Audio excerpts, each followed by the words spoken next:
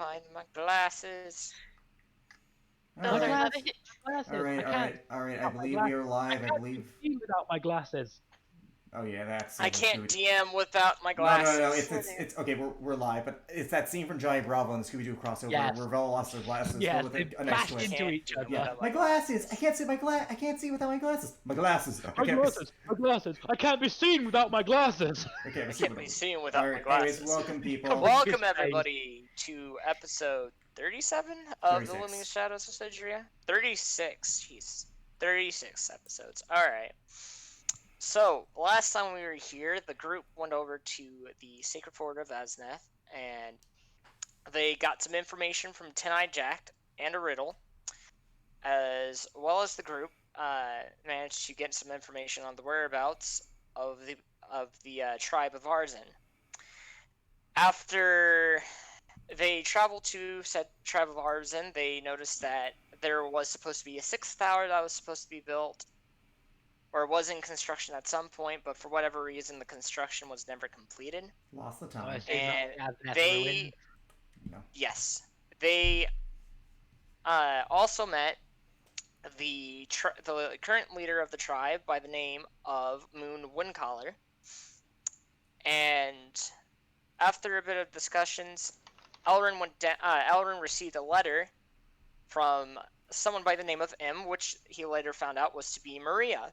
And he went down to Fort Sygax to go and deal with her and try to save the hostages that she had. The hostages that she had held down there, which she revealed to be some of the hostages from Elrin's home. Surprisingly, after a tough battle, Elrin came out victorious in the end. But Maria and the crew escaped, for Maria and Elrin had made a deal. So we're going to start off this shortly after. We're going to start tonight's session a little bit after Elrin's departure. Let me get some music going.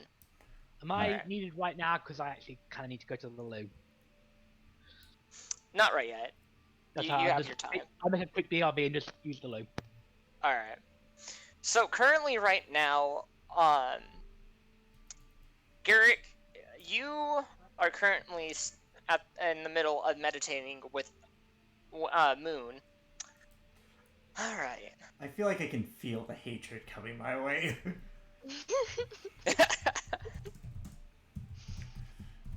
Alright, Garrick.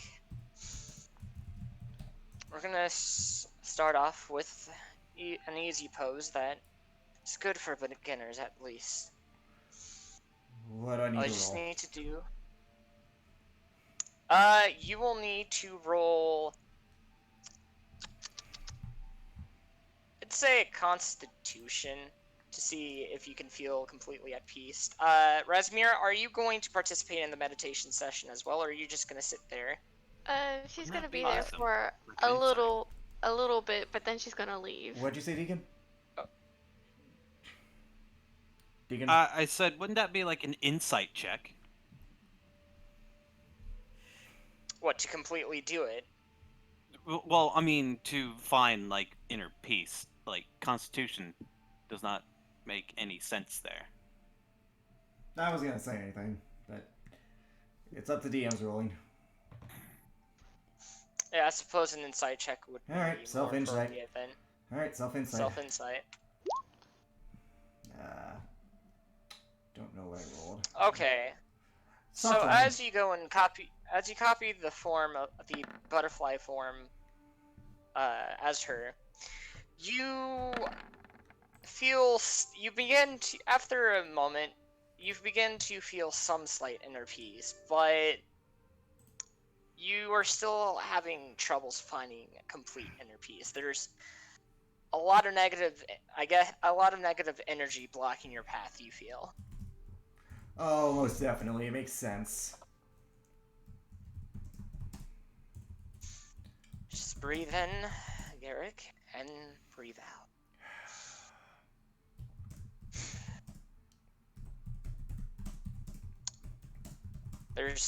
there's negative energy blocking you. I can sense it. What is exactly holding you back from complete inner peace, I wonder? Cut away to just like his childhood. just like trading everything. Just like a montage. It's just like a Happy still birthday, montage. son! Alright, anyways, bad memories. I see. Then perhaps we might want to try a more peaceful position. Follow my lead. We'll stand up. I want you to breathe in and reach towards the sky. I guess I'm doing yoga now. We're doing yoga. Reach towards the sky and reach your hands high up like you're a mountain and feel balance. What do I need to roll for this one? Bring your hand. Another insight. Okay. Let's go. 14. 14. You began doing it, and somewhere within your breathing patterns you messed up, and you weren't able to find as much inner peace as beforehand. I mean, you know, bad memories, they linger. Right? Again, reach for the sky and breathe in as much as you can. And think calm thoughts. One last insight, I guess. Yep. Alright, let's do it. No. 12. Yeah, that's great. Oh, fuck. My computer froze. Or did he go? Memories keep hammering you down within your mind. The negative energy grows.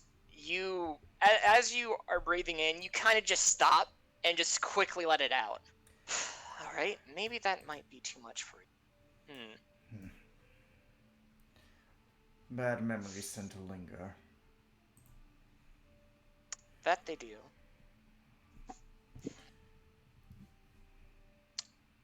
I got something. Stay right here. And keep with the butterfly position, since that seems to be what is helping best at the moment. She gets up, and she leaves for a moment.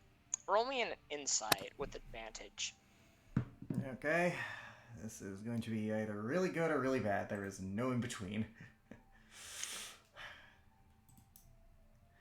Natural one. Natural one. Oh, and it just... 22. I guess. Alright, so you feel... As you return back to this position, you feel yourself kind of begin to lighten up a bit. The negative energy within you starts to slowly release itself. Mm-hmm. After 5 minutes of her being gone, you in this position, she comes back up with the sweet scent of honey and mango. Here, take this. It is a herbal tea made from some of the local flora. Those, for many of us who are having troubles trying to find a good center, typically tries drinking this first. It's an invigorating tea that's supposed to lighten the nerves within the body and calm the mind. Garrett will drink it. Do you take? Garrett will drink it. All right. I feel like it probably is poison, but. Roll me an insight with advantage as you drink this. And then Constitution saving throw. No, not Constitution. No. That's what you normally do for poison. Again, like I'm just joking around. I'm just fucking around. All right. Okay. Yep. And that happened again. All right. And sight. Alrighty. Double that. 1. Double nat 1. Oh. As you drink... 22. Gosh dang it, I get it. Alright. As you drink this tea, you feel the hold that it has loosened up quite a bit more. You feel your mind relax, and your nerves within your body easing up, slowly drifting into not really much of a slumber state, but kind of a, I guess, slight numb state. You can still feel things within. Like a daydream? Yeah, like a daydream. So it's a trance. Hmm. Take it from someone who actually practices meditation. That's Got what it. trance feels like. Got it, yep. Now then, with that tea, try that position once more. I get the feeling you're enjoying me in ridiculous poses a little too much. You can choose if I'm referring to her or Rasmira. Not exactly. By the way, you do roll at advantage with this. 28 then. You feel lighter. There's only a small bit of negative energy left within you. You feel really relieved. Almost as if a lot of the stress that you had been bearing kind of washed itself away for a moment. There we go. That, I can sense you have found some inner peace. More balanced than before. How do you feel? Ridiculous. Again, Ridiculous how? I'm kind of like I asked me real quick, just ridiculous. Just ridiculous. You shouldn't feel ridiculous. This is a great way to unlocking that energy. That's how we air nomads are capable of, well, controlling the winds.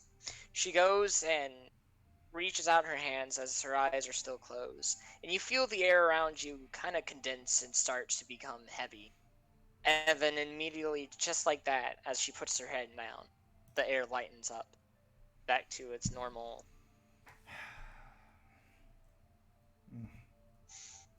Now then.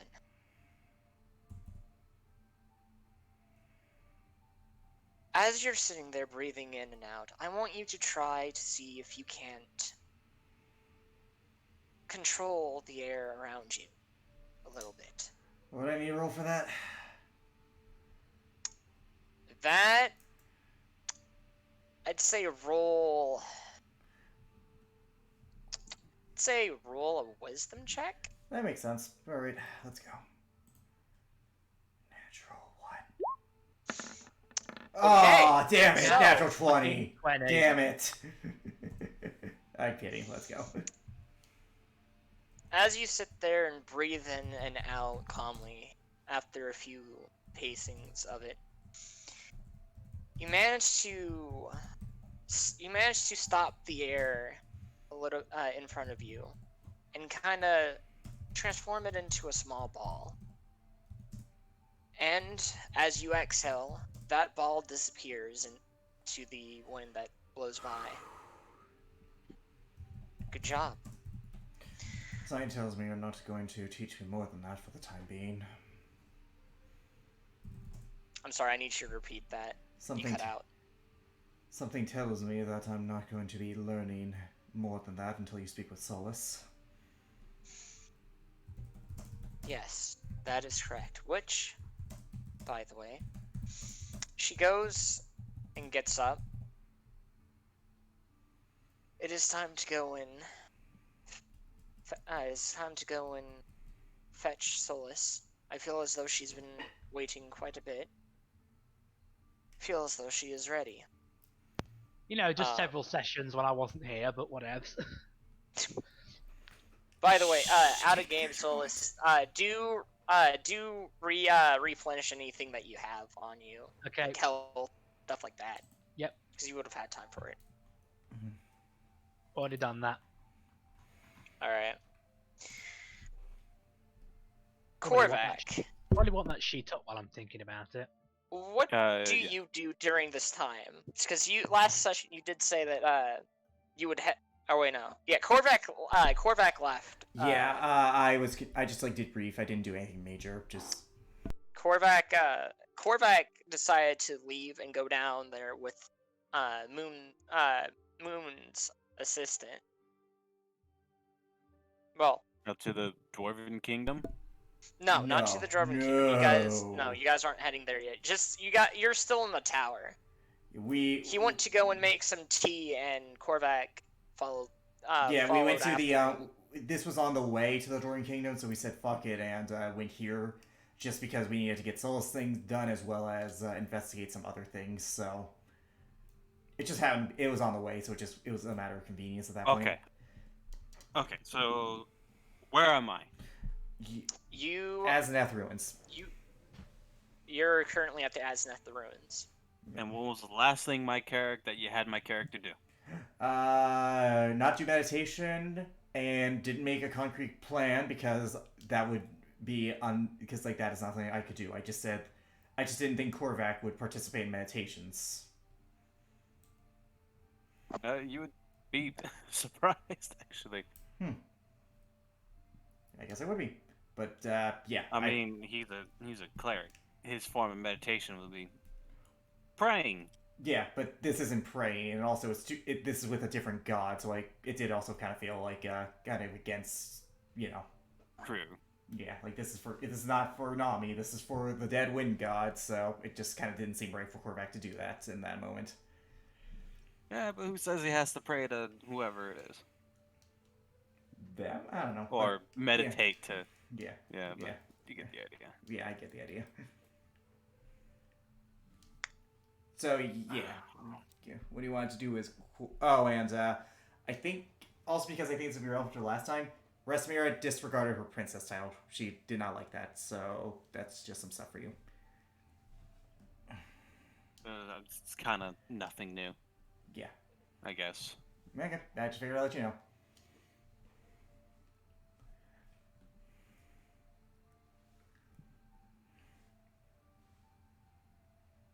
I have, I really have no clue what he would be doing. That's a mood. I mean, are there any like people near him at all? I don't know, maybe more cultists or whatever the hell they call themselves. There are quite a bit of people. There's quite a bit of. There's about. Yeah, there's about a couple. About 2 or 3 different tribes of artisan monks that are there. I think they call There's themselves currently. nomads. Yeah, well, they call themselves nomads, but in total, in this entire ruins, there is a total of 25 nomads. 25 nomads. They are air genasi, correct? Well, Yes, a form they of are air air genasi. genasi. A different form of air genasi, Oh. because like Okay. Would there happen to be a small clearing at all nearby? Yes, there would Like, be. give me just a sec. Hold on, let me pull up. Oh, right. Actually, this might be relevant to you. The Aznef ruins do have depictions of the dragon gods, including a 6th tower that wasn't completed. So. Oh, I wish you had told me sooner. Yeah, no, Yeah. he'd be inspecting. Yeah. He'd be expecting those writings and murals or whatever they are. All right. The murals itself. Well, actually, which tower do you want to go to first? Because there was 5. One second. I have the list up. I took notes of what each tower was. Let's see. The northeast tower is the head of Weilun, Dragon God of the Moon. The southeast tower is Kumando, the Dragon God of the Sea. The northwest tower is Regut, the Dragon God of Chaos. The southwest tower is the head of Sixtra, the Dragon God of the Sun. Chaos? What? Huh? Wait, what was that third one? Regut. I have And returned. what did Okay. you say that he was the god of again? The dragon god of chaos. Okay, because you said chaos really weirdly, and I was like, what? What? Sorry. The southwest, Okay. that's the northwest tower. The southwest tower is the head of Sixtra, the dragon god of the sun. Apparently they have. And then the center tower was supposed to hold the head of the dragon god of nature, Genmuth. And then there's the sixth tower that was either destroyed or incomplete, with the god for that one being unknown.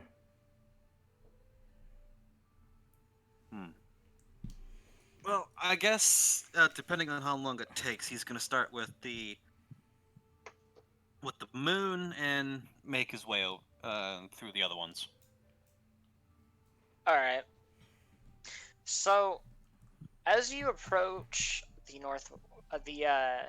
as you approach the dragon god of the moons, you notice that the colors of bricks kind of been either painted over. Yeah, have been painted over with that of the color of the night sky. They're a bit worn. They seem to have been here about 200 years. It seems, based on their erosion. Erosion. Yeah, so that's the word. So, Yes. in terms Yeah, of that. ruins, this is not really that old. Okay. And there is a door leading into the temple in the back, in front of you, that kind of leads into the back of there. That's been kind of knocked off its hinges. There aren't any noticeable claw marks. It just seems as though that due to the winds here, they had a storm at some point. And So it looks weathered, basically. yes. Okay.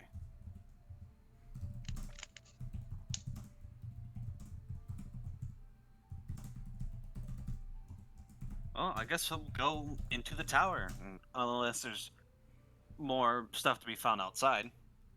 Mm-mm. No? Okay. Then he'll go into the tower.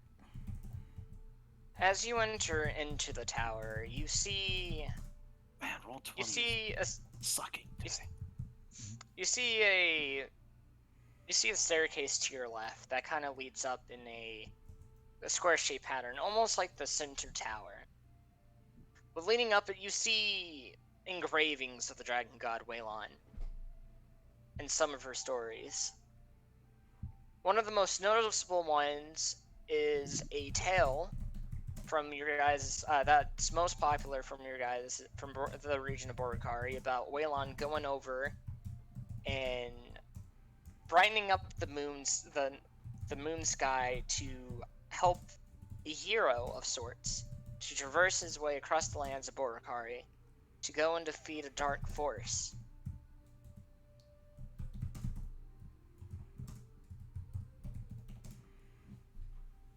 Okay. Okay, taking notes of that. And how sending- old would that story be exactly? Records dates it back to at least 140 years ago, or prior to today. How long? Okay, and the ruins was 140. built, 103. and this rune was built 200 years ago. Okay. Yes.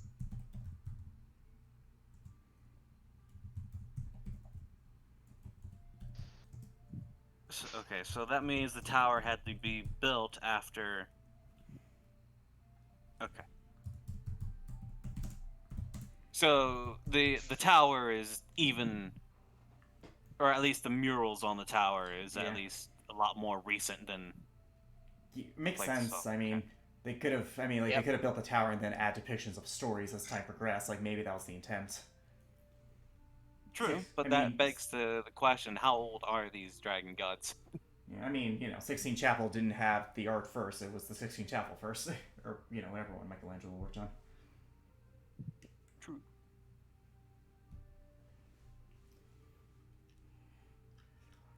To be fair, though, that could be. We also don't know if they covered over old stories or anything like. If they tried to make the depictions of the dragon gods doing these deeds instead of the actual gods that did them. Or if maybe some things were just lost to time. We really don't know.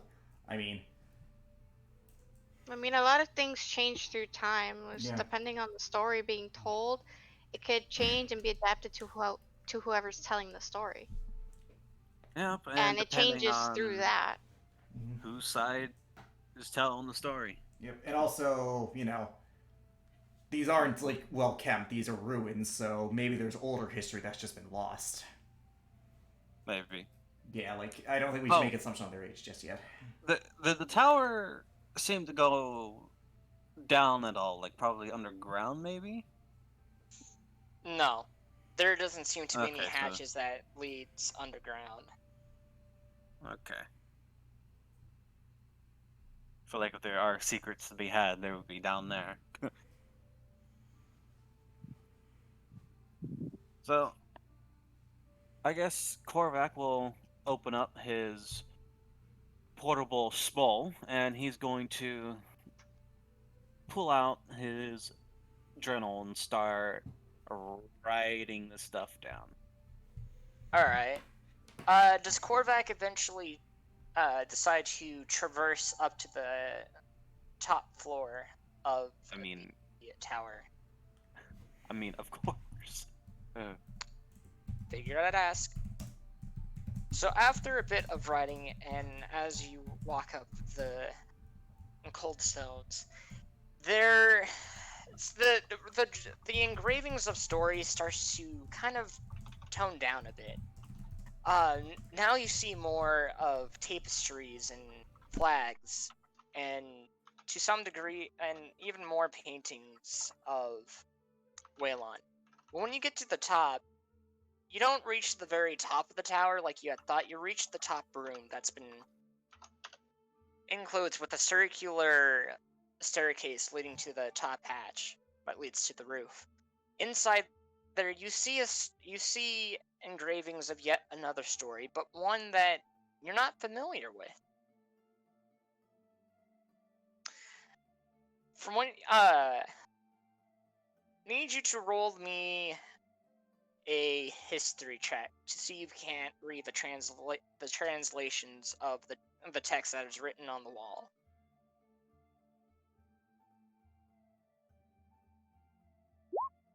Well, thankfully he's got a decent history. All right, so you're able to decipher what those say. Thankfully, you've delved into the knowledge of ancient Draconic language. The tale tells of Waylon, of how Waylon was created. Waylon being created first by the goddess Nami. As the years progressed, two more dragons appeared, one of chaos and one of nature. The ancient text describes that Nami came down to Waylon to tell her that to watch over Borikari with her power of, emitting light upon the land, brightening up the night sky for those who need passage, as well as to keep an eye out for her brothers and sisters, the dragon god of chaos and the dragon god of nature. Basically, telling her that she is the medium between the two. And that should any one of them fall out of place, that she is to intervene and to subdue whatever power. Basically.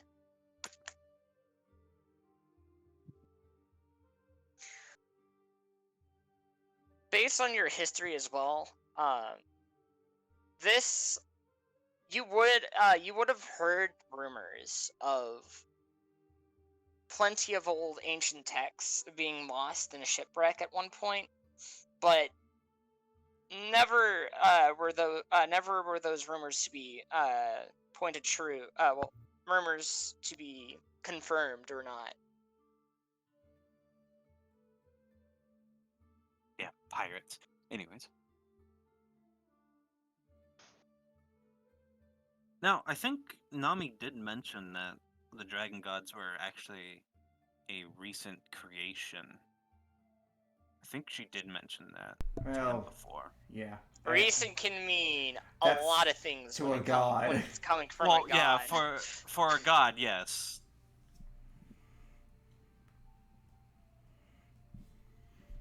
But yeah, recent in layman's terms, basically.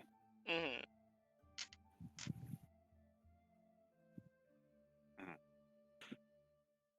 So after he writes down those juicy details, he's going to go up onto the roof. As you head up onto the roof, you feel the wind kind of die down compared to the middle tower. Standing before you is a statue of Waylon with her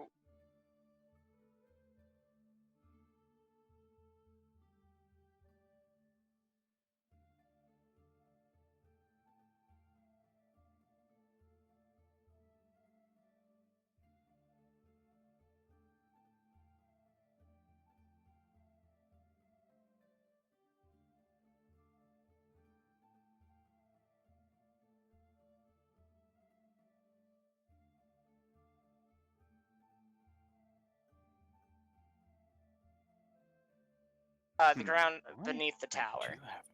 I want to see something. Yep, my computer froze. What did I miss? Statue. Last thing I heard was statue. Oh, god damn it. With her wings. Okay. Oh, did it freeze again? Yeah, right as you were about to say something. Try again. Okay. Basically, statue of Waylon, with her wings spread out, overlooking the ground beneath the tower. Okay. Thank you. You're welcome.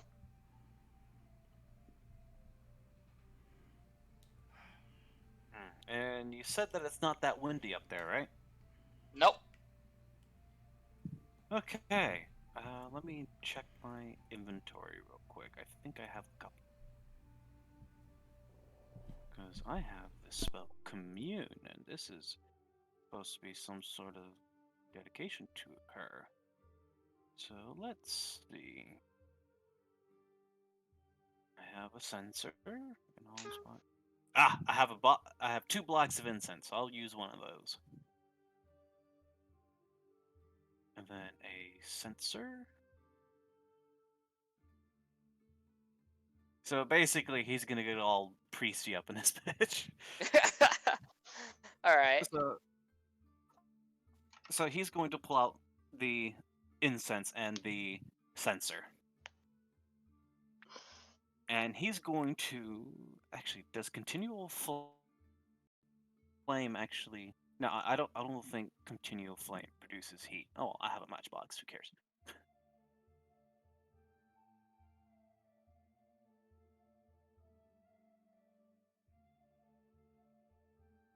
When No, it fire produce doesn't heat. produce Damn. heat. Well, the thing is though, continual flame lasts until dispelled. So if it's not dispelled, it's there forever basically. Yeah, it creates no heat and doesn't use oxygen. When fire doesn't create heat. Solace is disappoint. I think everybody is disappointed. I mean, hey, this flame that produces no heat produces light equivalent to a damn torch. Oh yeah. Listen, you don't get it. Fire. Yes, I am well acquainted with fire. I don't. Look, this is the No shit, equivalent of Sherlock. diet fire. This is diet It's fire. diet fire. It's diet fire. It's fire without the heat. All right, so after he has that and he uses his tinderbox to find him a good match,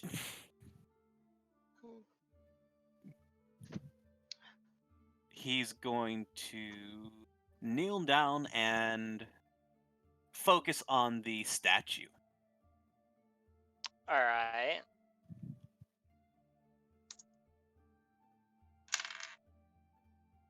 So basically, he's going to use the statue as like some sort of proxy to commune with Yolan, right? Waylon? Waylon. Yeah, Waylon. There we go. Alright. Yolan. Yo, Lon. Yo. Who disturbs my sacred temple? My sacred statue.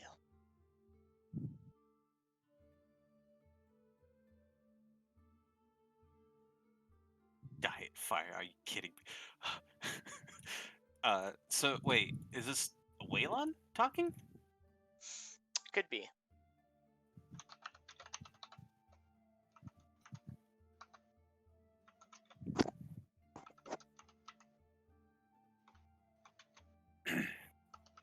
Korvac sits there, knelt and stuff.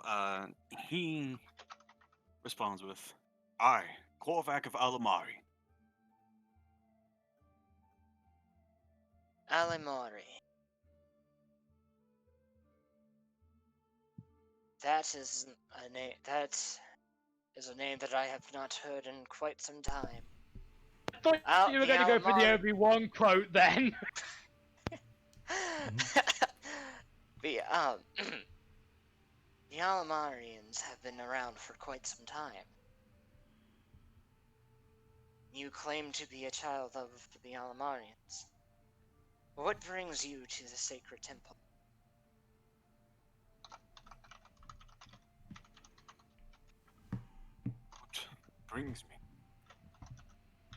What brings me is the disappearance of the dragon gods.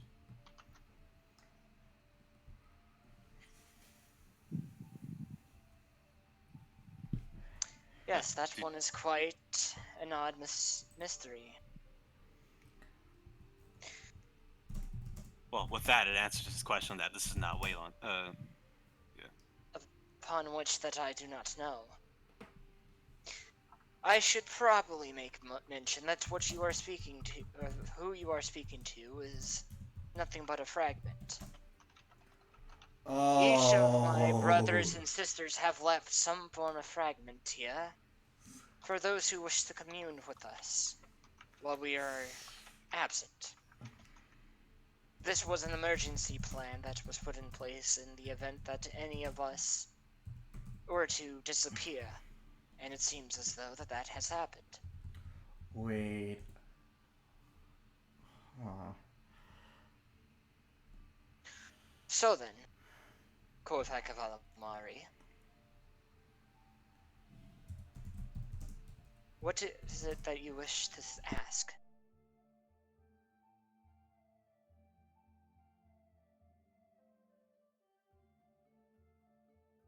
I simply wish to ask how I may attempt to find you. Find the rest of you, I guess. Alright, real quick, I will like to say that the game you are roboting roboting pretty hard, my guy. Yeah.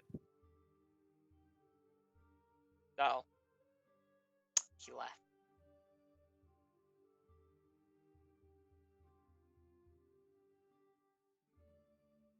I assumed it was a refresh. Probably. Hello, Deacon. Checking. 1, 2, 3. Yes. Do you hear me? Yes, but you are still Might be roboting good. lightly. I am not. Can you hear Okay. us? Oh, no. Yeah, sorry Let me- folks. You know, we might have. Jeez. Oh lord. But Alright. from what I hear, Down in the back. You sound better. You sound better now. Keep talking. I know. There's. No, you are roboting hard. I can hear you. Yeah, you're roboting on our side. Like you're roboting hard. Yeah.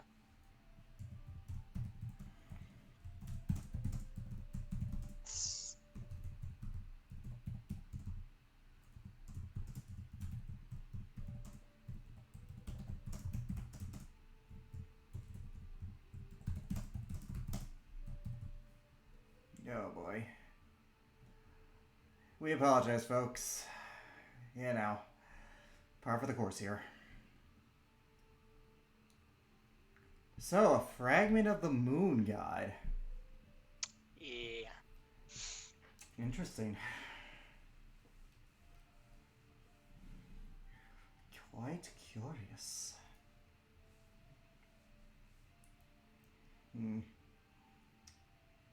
Alrighty.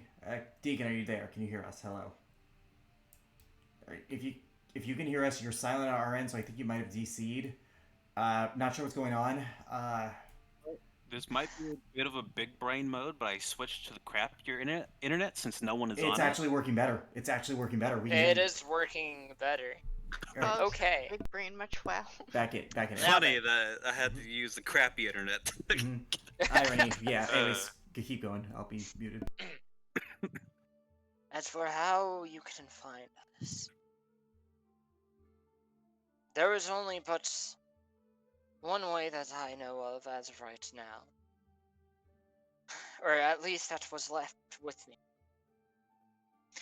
You are to bind the divine dragon slate.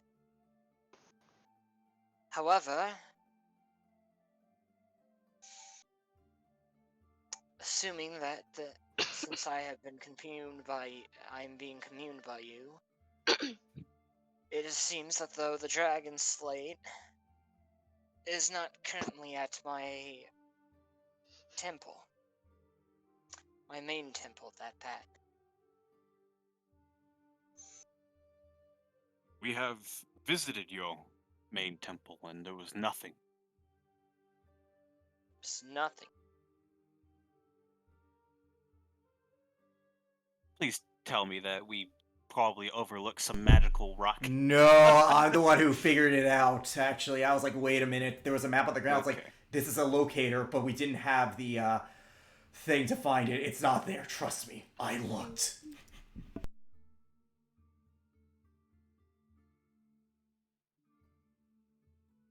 As for the location of the dragon slate,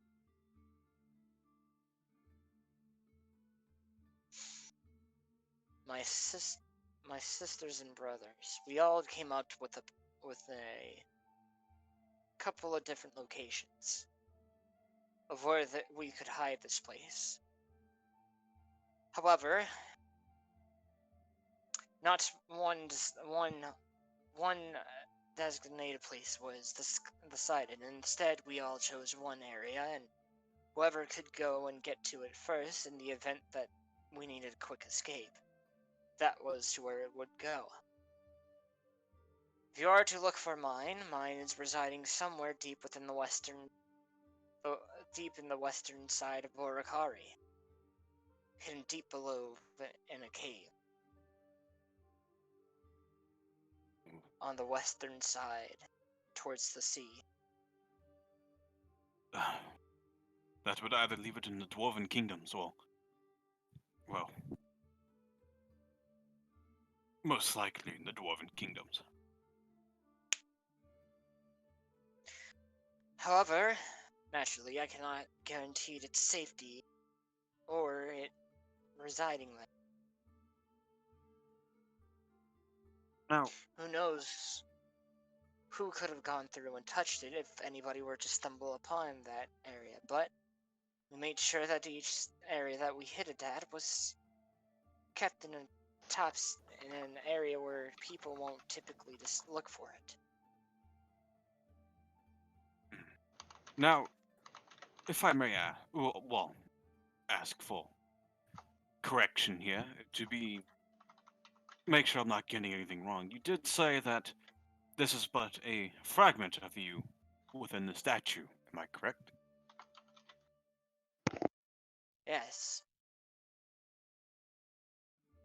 I feel I may have a way without needing the slate.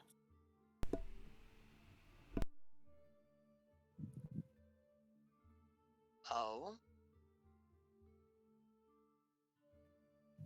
Oh, nothing but a little bit of divination magic.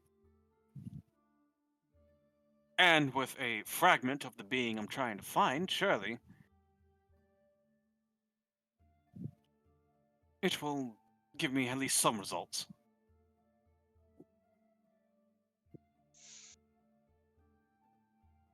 I know not much knowledge upon how much this will work, but it is something that is worth a try. Though I will say, in the event that this doesn't work, there is at least enough fragments here to perform the ritual to at least activate the Dragon Slate. Typically, in order for the Dragon Slate to be activated, this would be it would be required for the other dragon gods to be in one place, to channel their energy to use it. Granted, that is only for this particular thing, it's only going to be requiring a small amount of it, which there is quite a bit of it here. Enough of it, I should say. Though I will want you to keep in mind that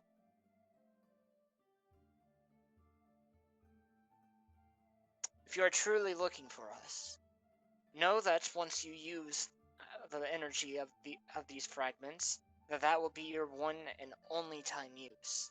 Once the fragments are used up, that is their energy, we will cease to exist. That fading from the temples and from which the dragon gods themselves will remember.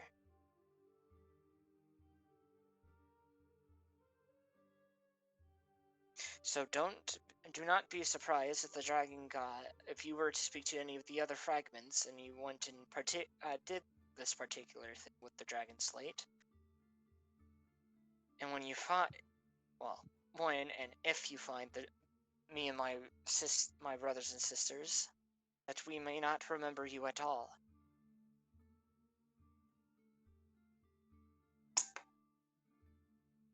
Well, you are but a fragment of said hole trapped in a stone. So I do not expect as much. Alright. Well then, whenever you are ready, I am ready as well to see if we can't find a relative exact location. Well, I'm not exactly searching for the stone. I'm using your fragment, more as a means of finding the rest of you, not the stone. Of course, that's exactly what I am talking about. Okay. All right, so he's going to pull out the necessary Yep, and would you consider this like a body part or a part of the being, Jacob? Like, how would you consider this? I would not count this as a body part. This is nothing more than just a slight memory of them. Which is kind of technically more than a body part if it's... Like, is it a possession or Yeah, I'd count it as a possession of sorts. Yeah. Okay. So if the dragon god rolls a wisdom saving throw, it's a -2 to their wisdom saving throw. That's if she does not want to be scryed on. Because I know you can intentionally fail this. I think. They have to be aware that you're doing it to intentionally fail it. And... That was your casting. Oh, it can fail. Okay, voluntarily. Okay. And of course, that's assuming she's not in a place that's anti-scrying. True. Yeah. It's... Alright, so... Mark down all my vials of holy water. I have to roll a dice for this. Curious. Alright, you were capable of breaking through the block that was holding this. Huh. Oh. Yeah. So, what do I see? Oh my god. So, only because the magic is limited. That is, there are protections preventing advanced scrying. You see a figure of an island appear before you. One that is shaped like the moon, but also has kind of a chained landmass going across it. And in the middle of it is a large volcano. And parked there are ships bearing Alestria's flag. This particular island you don't seem to recognize. Almost as if it's been kept hidden. I do want you to roll me a history check, because you will not be able to get to go further with the scrying than that far.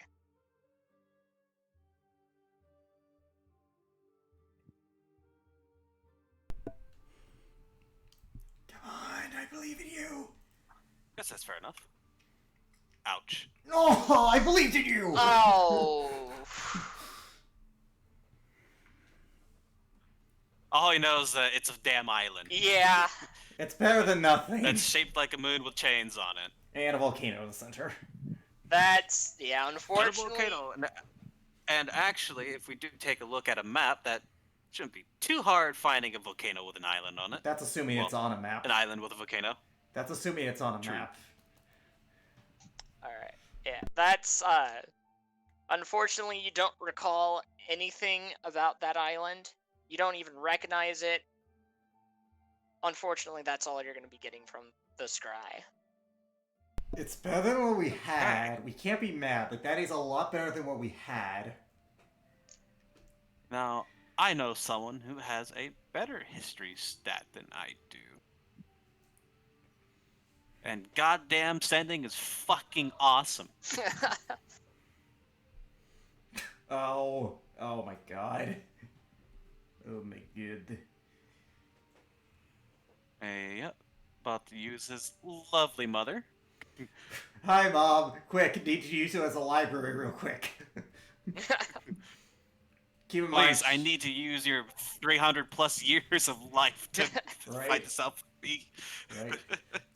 To be fair, though, she is limited in her response, so we're only going to get a handful of details here. True, but then again, It's better than she nothing. can also send an image of the location, not like a full-on description. Fair enough. Because sending is, again, is an awesome spell. It's a useful spell. Okay. But he's not going to do that right now, of course. Mm-hmm. Give me a second. I need to. So. Okay. Interesting. Alright. Then does Korvac do anything else while he's there?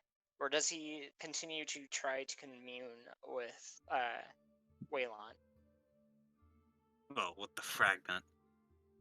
Oh, with the fragment. I guess. Tell me, is your fragment imbued into the stone, or is there an object embedded within the stone?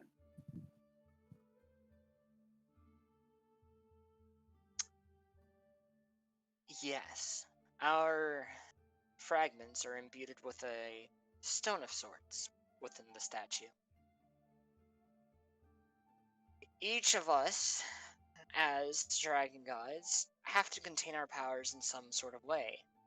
Whenever we were first created into this world, we were each given a stone, one that could help contain our power, should we ever felt the need to use it. However, we also decided that it would be best if we kept each of our stones within these temples, within these statues.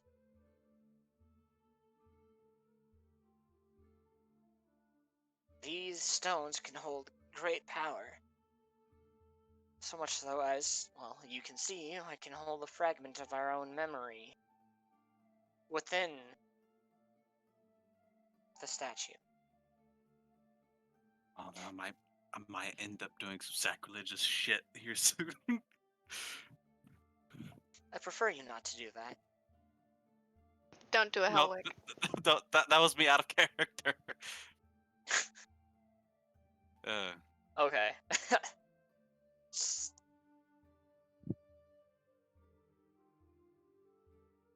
So, what you're saying is that if these stones are given back to the hull, it amplifies their power? Yes, in a sense. Although we can draw power from these stones, ultimately these stones are meant to store power. That is, if we were to go through and use all the power from these stones, the world itself could be thrown into an unbalance, and catastrophic events could occur. Korvac just laughs. He's like, the world is already very much unbalanced.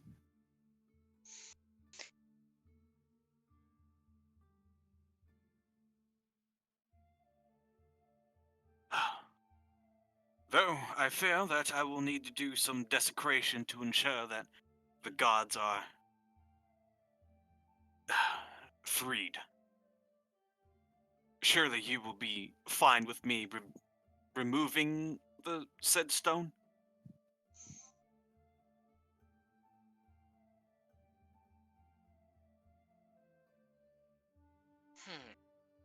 I will need you to do something. I need you to put your hand to the top part of my head. He stands up and does so. Alright, Korvac, I want you to roll me a... Oh boy.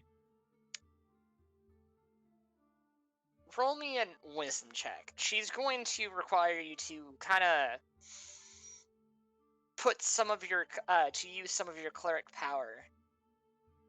Like, deliver some of your cleric power into the statue. Okay, and wisdom is my main casting stat, so of course. With proficiency or no? Well, it's just wisdom check. No. I will not say proficiency because these things are ancient structures. Also, it's a check, True, not a saving throw. Well, with proficiency, since I am basically sending my magic into the thing. Oh well. 22. It's still a good roll. Don't That's complain. still It's still a good roll. You feel your power draining slightly from into the stone. And Waylon, you see the eyes of Waylon kind of start glowing, a cyan blue. For a minute, it glows, and you can feel the power radiating surrounding the temple. And then you notice that the glyphs and the painting and the paintings that are carved into the tower begin to glow, and then they fade. I have sent what some might consider as a request to my actual true body, and if they are to respond that I am allowed to give the say so, then you will be permitted to desecrate the statue. Korvac, he winces after he heard that it's trying to talk with its main body. He's like, that might be a bit hard.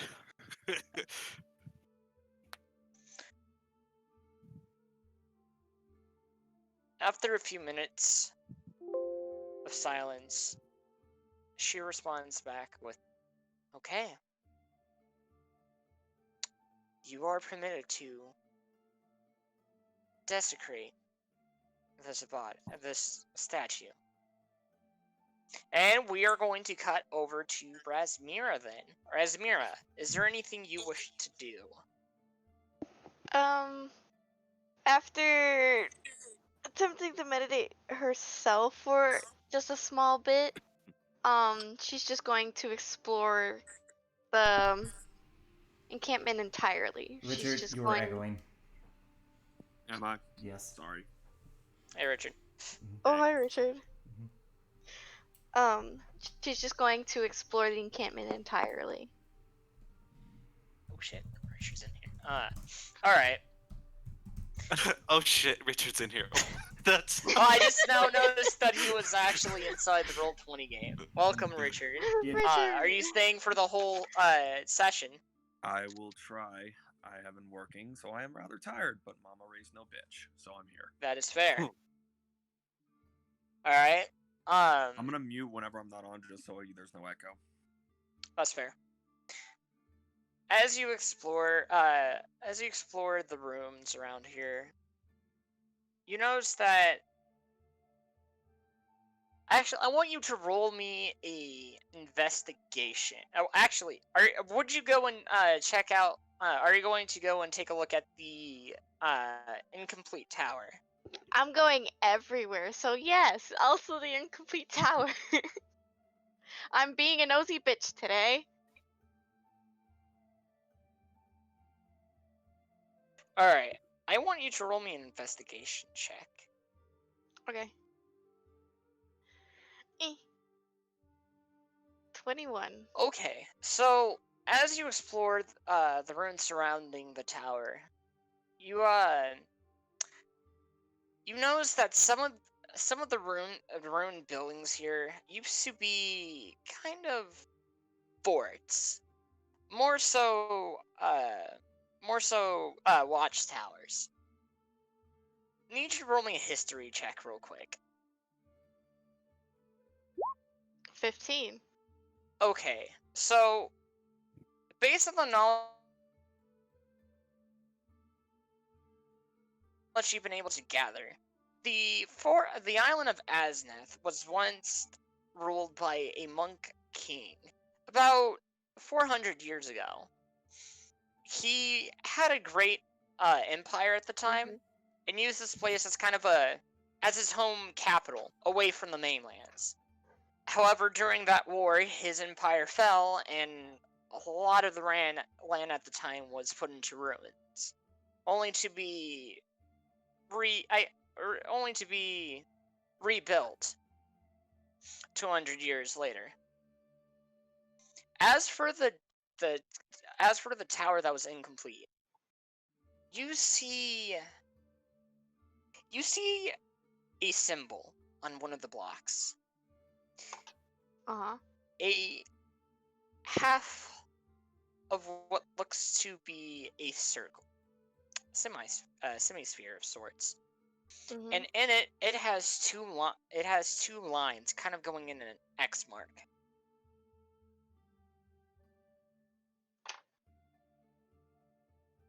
Okay. Do I recognize that anywhere?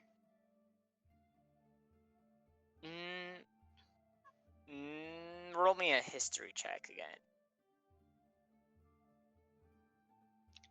16. So you don't exactly recognize it right off the back.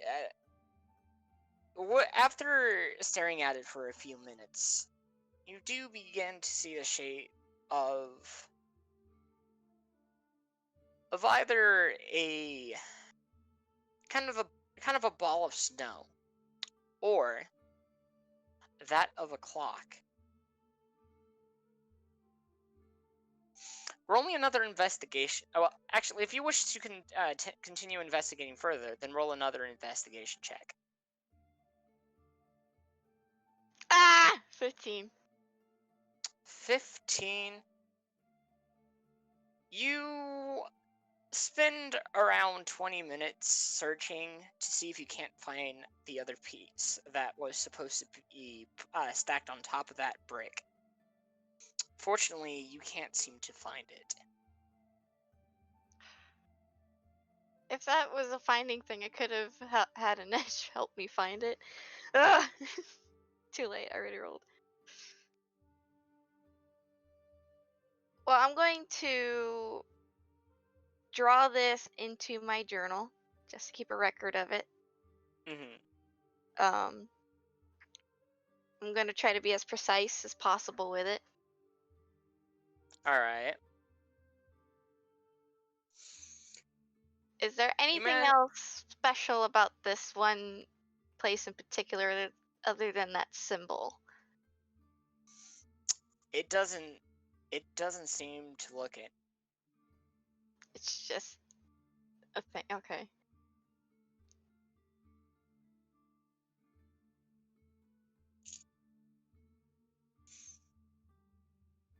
Continue with what you were saying. Apologies. No, that's cool. With that,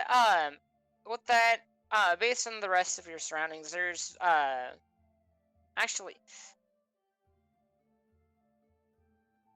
since there are people surrounding the area, do you wish to go and stop searching for any other clues or anything out of the odd, or do you wish to go and investigate the here or You mean some of interrogate the other towers? the I mean, monks you and don't necessarily the- have to interrogate, but yes, that is a way of saying it. They will be my quite English is pissy if you. bad, so okay. Rosmira is not really social per se.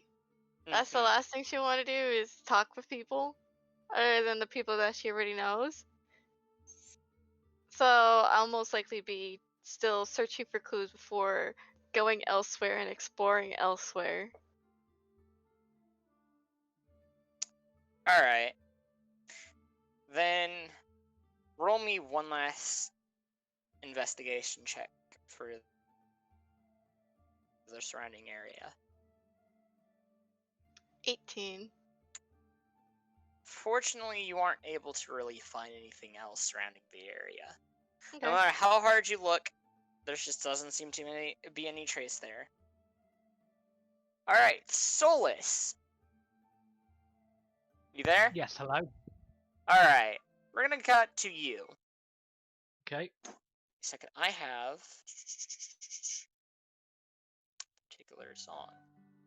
I should probably mention, should have stated this at the beginning of the episode, but again, any music that is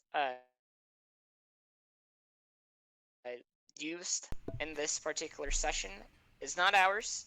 We have the appropriate credits in the description for this episode. We will have that in YouTube upload for this episode. Any and all music goes to the rightful creators. They work hard. Please support them using the links that will be found in the description for this. This is not ours. If you want to give money to people for this music, give it to the people who made this music. Okay, back to you. All right. What they said. So, Fury, after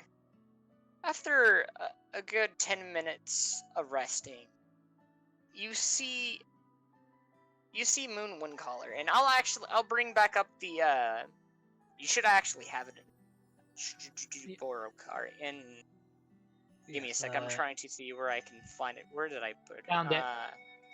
I've already There we found go. it. Yep, that's Moon. You see Moon walk up to you. This 4-foot or so one Genatzi come walking down the stairs. Sister Solus. Has she introduced herself to me before when I wasn't here? Nope. Yes. No, she hasn't. Oh yeah, She that's hasn't? right. That's Yeah, no, she did. off screen. Yes, that's right. Sister Moon Windcaller. Just Sister Moon is fine. Please, come. I need you to come up to the top of the tower.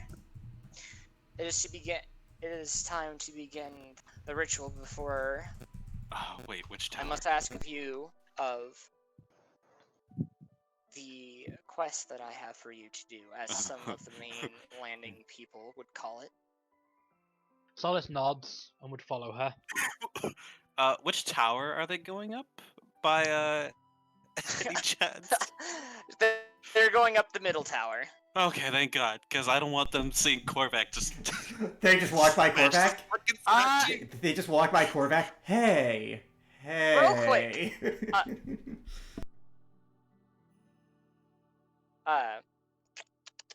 by the way, Korvac, I will need you to roll me a stealth. By the way, just on the side. Oh, you son of oh God.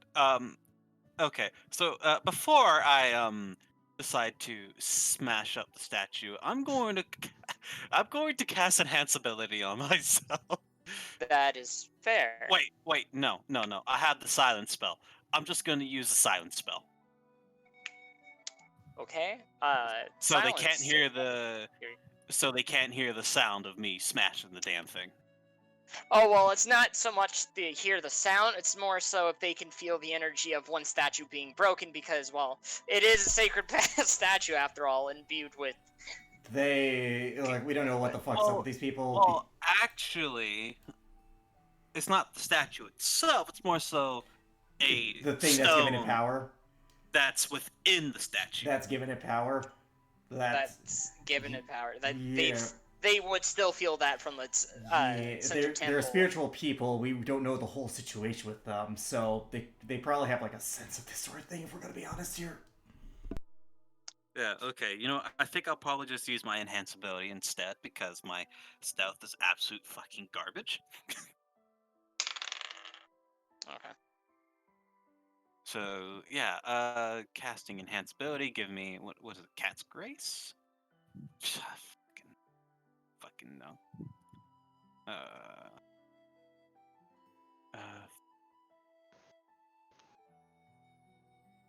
Let's see. Yeah, Cat's Grace, yeah. The one for your Has dex. Just say advantage the on one for your dexterity dex. checks. Yes, the Alright. one that gives me advantage on my dexterity checks. Okay, please. 17. It's good for my pitiful one. Okay. Okay. So that's what's happening. All right. So, after a few minutes have passed, she leads you up to the top of the top of the temple, or the top of the tower, passing through many of the dragon gods' engravings on the wall, and stories told alike. She leads you up there, and she looks over at Garrick. Garrick, if you wouldn't mind, I would respectively like to request for you to exit the top of the tower for a brief moment, if that is okay. I understand. As I walk by, I put my hand on Solace's shoulder. Best of luck to you. Thank you. I have faith in you. And I pat the shoulder and I walk out. Oh, I have stone shape. She goes and stands in the middle where there's a circle. I would like you to stand on the outside of the circle, facing towards me, if that would be all right. The circle itself. This circle, Solace, is one that brings balance to this tower, as if not to topple it over. This is where the air is the most balanced. Now then, I understand and have to believe that you are from our sister tribes of Tao Xian. That is correct.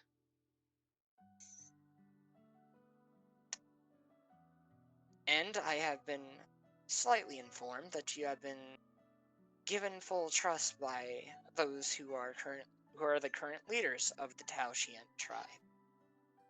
She nods, holding up her right hand as if to show off her missing finger.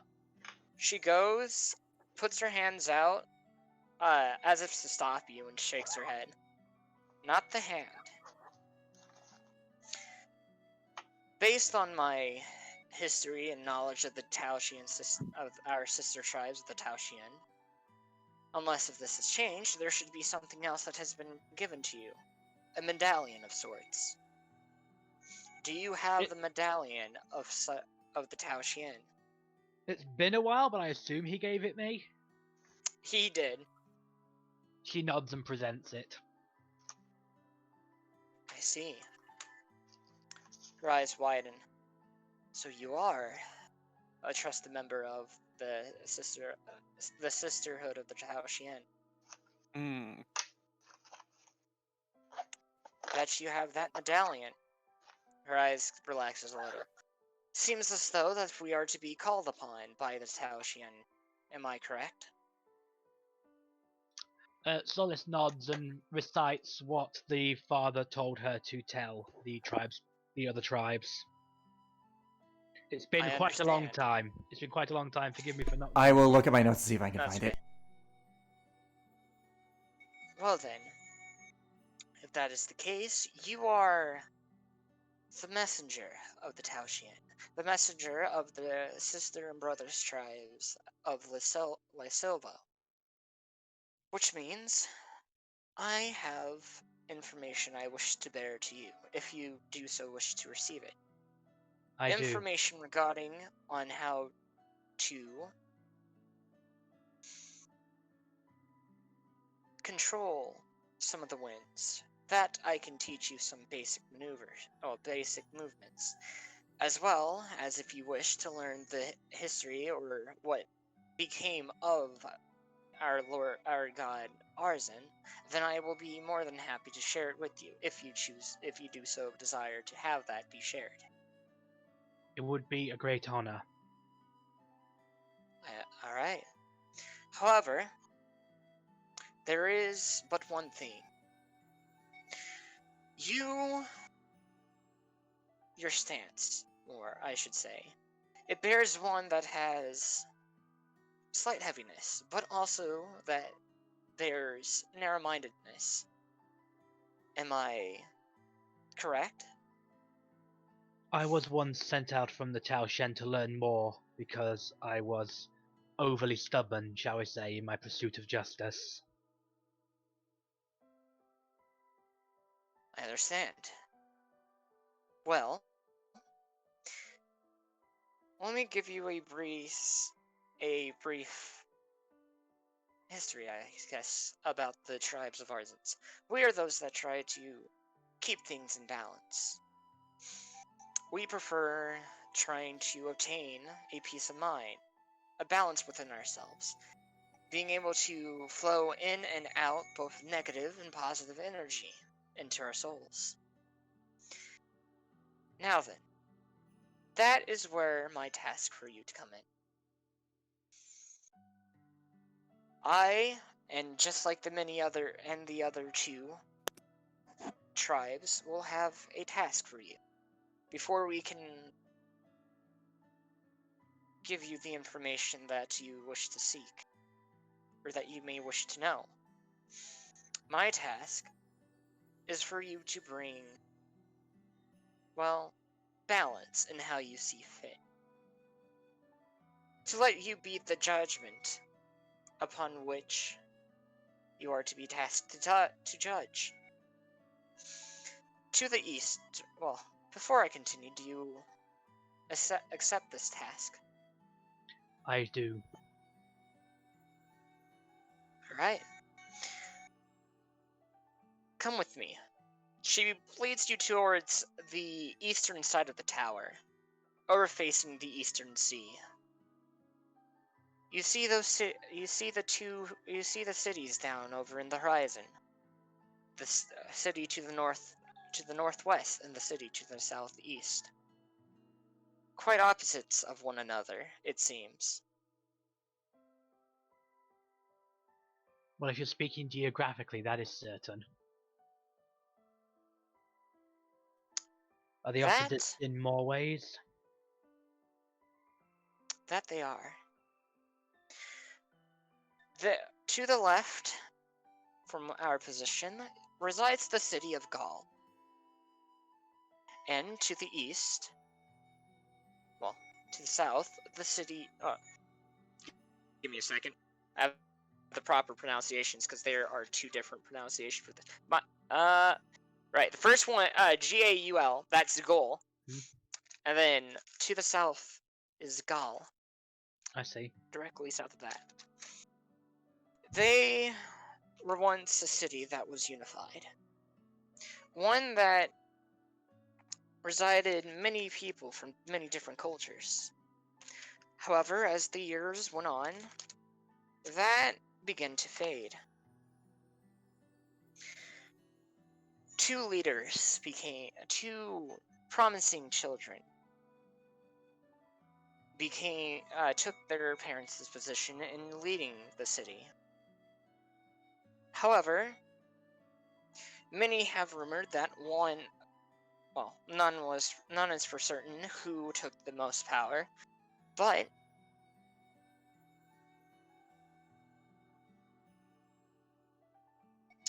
the two potential leaders, one of them took too much power than the other, or so they claim, and thus the city itself was divided. Well, I think I'll actually let you find that on your own.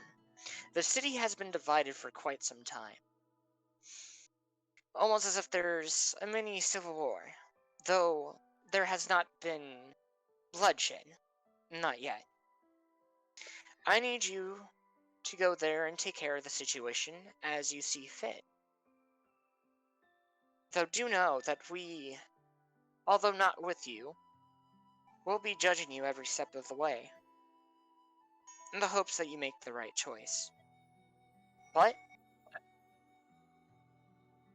that is the task that we have for you. Are you willing to take up that task, that responsibility? Solace nods. I shall complete this task to the best of my ability. Okay. Then you are to set out whenever you see fit. Am I to do this alone, or may my companions join me? This is a task that can only be done by that of a trusted member of a sister or brother tribe. One that wields the pendant of their tribe. That was trusted down to you. You are the one to do this task alone. Solace nods. Okay then. She goes and she gives you a bow. Solace bows back.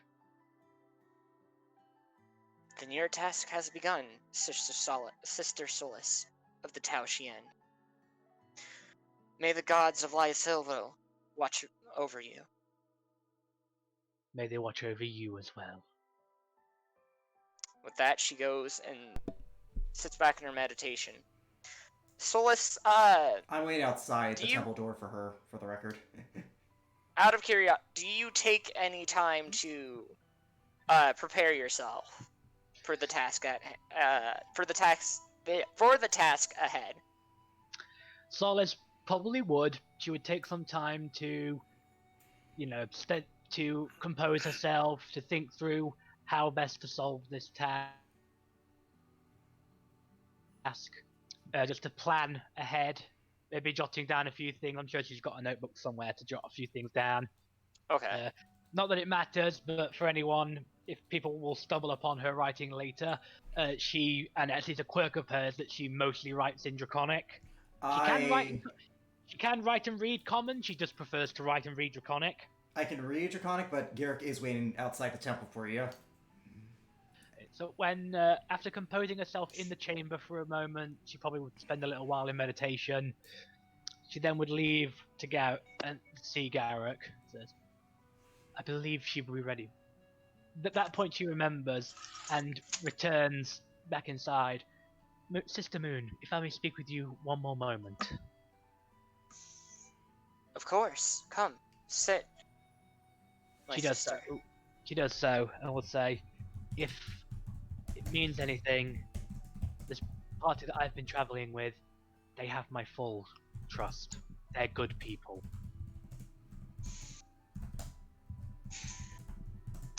I don't doubt that. However, and I'm not referring to my duty. I'm referring to any other things that may go on. Solace was there when they discovered that Garrick had air nomad ancestry, correct? It's not Yeah. okay. To clarify, you know that his mother is the woman who killed Yor and the other elemental gods, took their power, and you could probably reason that I might be getting that from genetics. Yeah, my mother is quite literally like the most hated figure in all of your religion. You're true. See then, but especially the one waiting outside. Please do not judge him on the sins of his mother. That I do not. I only but judge him ever so slightly. Though, he has... How can I put it? He doesn't seem to be the one that would go and destroy everything in his path all willy-nilly, unlike that of his mother. I do sense quite a bit of negative energy residing within him, but that is something I'm willing to work around. And because he is traveling with you, and you have given us your full faith within him, I can teach him some things. However, whenever you return from your task, I will not, if done by how we see it to be done correctly, we will then go and continue teachings of learning how to control said power. And you are welcome to learn such delicacies, I guess, if you wish to learn as well, since you are that of the sister tribe of Tao Xian. Solace nods. Thank you for understanding. I'll return with my task complete. Of course. I do hope that throughout the tasks that you receive, including mine of my own, that you do learn on your own how to open your mind a little bit more. Solace nods. Thank you again, Sister Moon. Thank you again for bringing the message to us, Sister Solace. She gives you another bow. Solace does too, then return to Garrett. Sorry, seeing you here reminded me. The good news is, she's willing to put aside your past, shall we say. I'm not really interested in that right now. I'm just more making sure that you're alright. Not sure what she had you do or will have you do. I need to go out and restore balance to a pair of feuding cities to the east. And sadly, I must do it alone. Want some advice before you go? Any would be appreciated. Don't judge them on the basis of your culture. This is a different society in which you are to judge them based on the judgments of this one. Solace nods. I'll return soon. I have full confidence in you. Please give the rest of the group my condolences. I nod toward you, and that's all I wanted to say.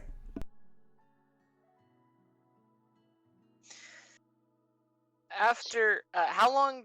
Oh, go ahead.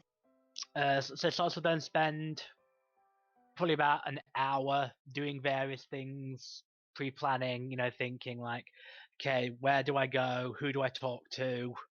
Not like names or anything, just like, rough idea. Maybe speak to the mayor, speak to the chief of police, etc., etc., etc. Get both sides of the story. Just where to go, what to talk, who to talk to, what information to find out. She would then spend a fair bit of time just meditating, preparing herself mentally. All before right. finally heading out on solar flare. Alright. After a 2-hour journey on solar flare, you arrive to what looks to be trouble ensuing.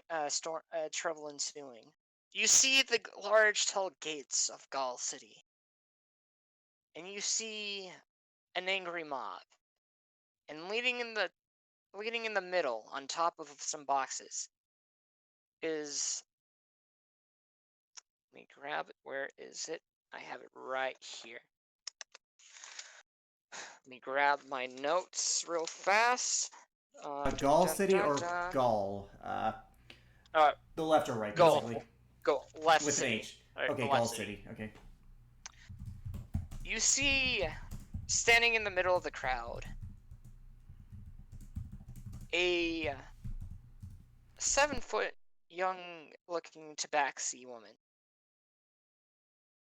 glaring at the top of the gatehouse.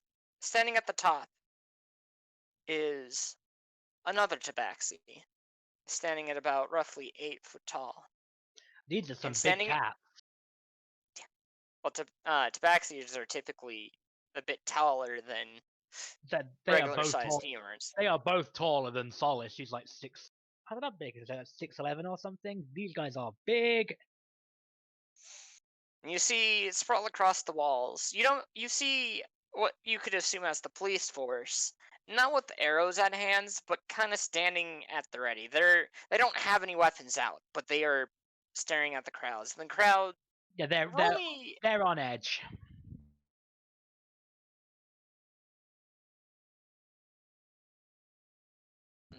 Yeah, just regular perception check. 13. Okay, so based on what you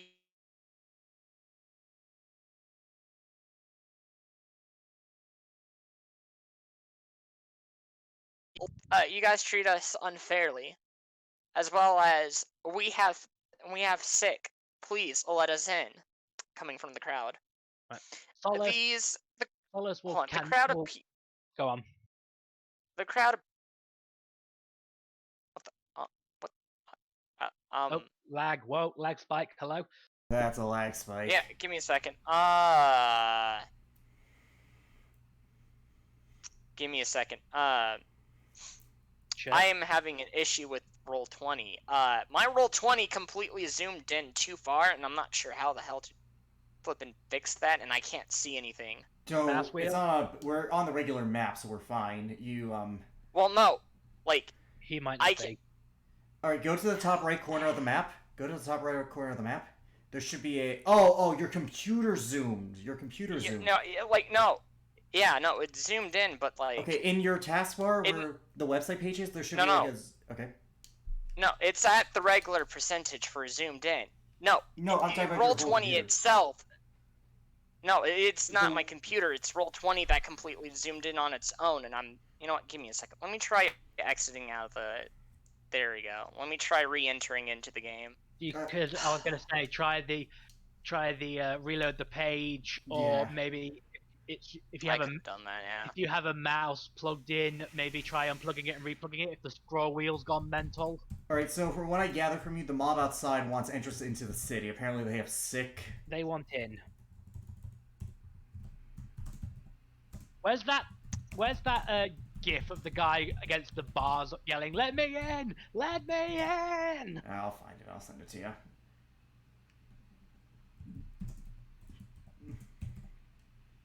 That's Eric Andre. How dare you call him just some guy? I don't know who he is. The people standing before them are kind of. They're dressed up in tattered clothes. You could not. It's pretty obvious that these guys are pretty poor. Okay, so Solace would slowly I know she looks intimidating, so would slow her approach to a slow trot.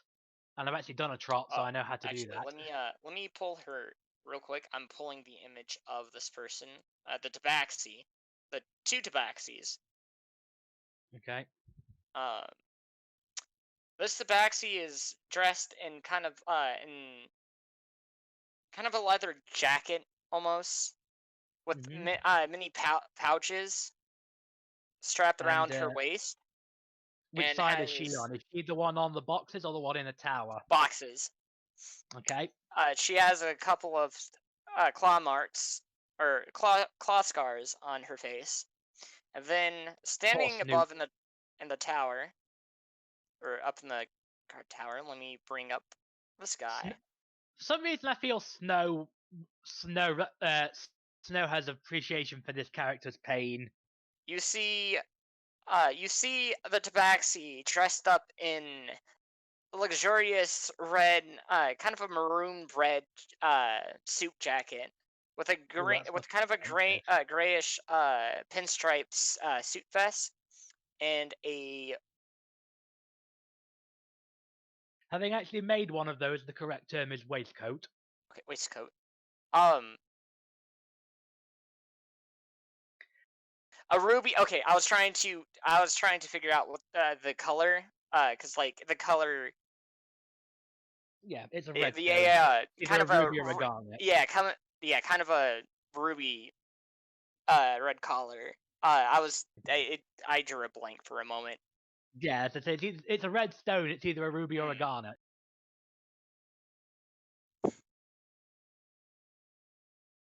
Or it could be a And that's red sapphire. It could be a red sapphire or diamond because those exist. But now we're getting into really complicated gem theory. anywho. Continue. So Continue with what was Sola's doing. the Solace approaches the group on solar flare, slowing her approach to a trot so as not to seem threatening, trying to, despite full armor, riding on a Kirin, with the, trying to look as Mm-hmm. not like she's trying to start anything. She just kind of trots up and would kindly ask, if possible, excuse me, Mass, if can I could I please have some room to speak with your, I presume, leader? She talks to the people nearest to her. She's trying to get to the person with the boxes so she can speak to them. She doesn't want to shout.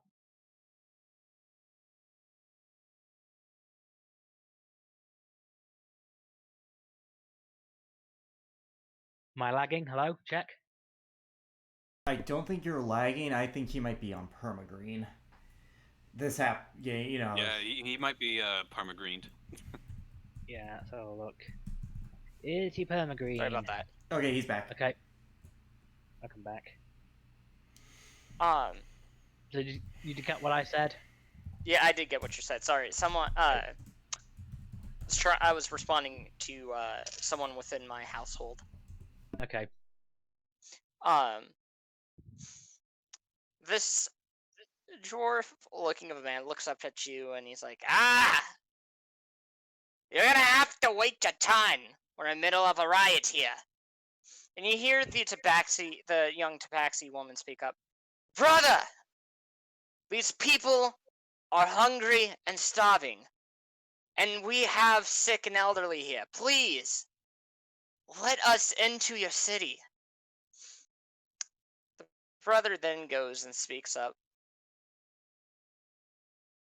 "Yes, I would most. I hear your guys' pleas, each and every one of you. But you all have done some great evil here.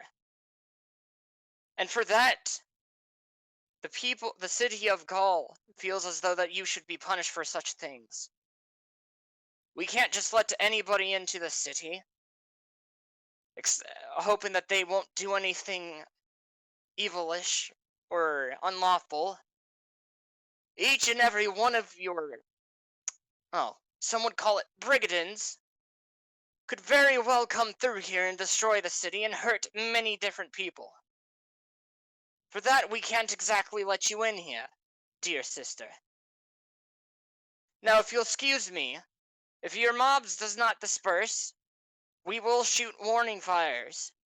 We are not here to hurt anyone, but the people within these walls are quite afraid of your large mob right outside. Can I perhaps be of assistance? Solus calls up to the tiger. Yes, if you can convince my sister and her mob to kindly and peacefully disperse from the area, The crowd begins in an uproar. Then that will be most appreciated. I never said who I would. I'm here to assist fairly. Solace reprimands.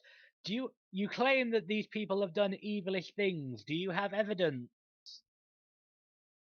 Oh, quite so. However, I cannot go and provide such things. For if I come down here, those people will tear me up. He's damn right, you know. If he comes down here, I'm ripping his bloody head off. You're really not helping your case, sir.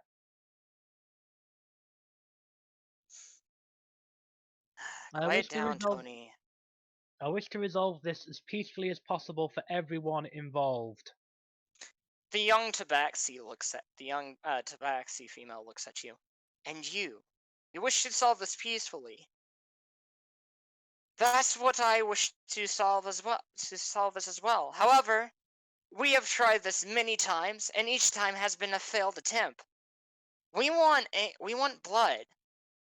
We want to go through and tear down these walls so that way our people can go through and get the proper care that they need. I guess that's a way to go about it. That's one way to go. Solace mutters that to herself. Look, I understand. I'm sure your people are sick, injured, but sometimes you need to take a diplomatic approach even when the diplomatic approach seems to be failing. Let an outside person come in. He claims that your people will cause evil. By creating this riot, you're only proving him right. Roll me a persuasion check. I'm not built for persuasion, funnily enough, I'm built for intimidation, but I'm not going to try and intimidate. Oh! That's still a natural 20.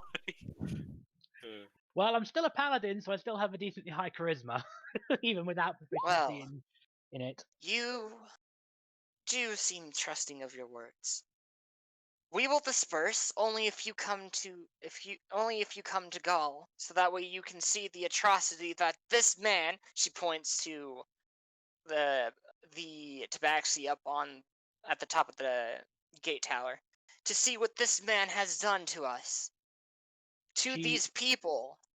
She looks to both tabaxis, claims, I am Solace of the Tau Shin, sent here to resolve this conflict in a matter of balance. You have my word that I will look on both sides and resolve this matter in a way fair and just for both parties. With that, the young tabaxi goes, Alright, everybody. Everyone, let's return back to our homes and try to get the farm completed for the day. With that, the mob leaves with a bunch of O's and fuck you towards the guy up at the tower, and a bit of them giving you kind of angry glares, but some of them hopeful.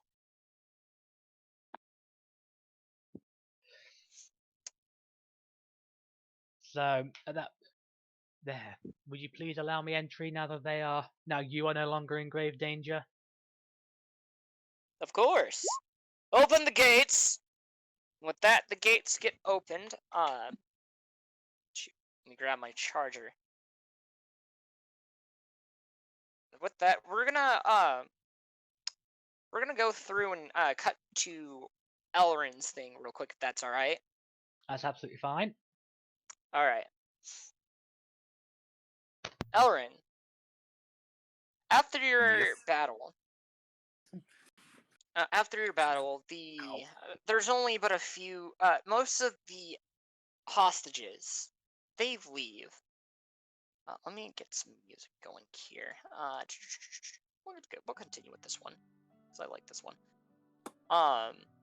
But one of the village, from what you could tell, one of the elders, it seems almost, and a young boy waits for you by the gate. So he's not that great. He got pretty roughed up during that fight. So he's kind of walking kind of slowly towards the gate, and he sees them. He kind of gives you a small glare. Oh, wait, an old elf? I hear that you are Elrin, is that correct? I am. The Elrin that burned down our village many, many, many years ago. He closes his eyes and looks down and tilts his head downwards. He sighs. Yes, I am him.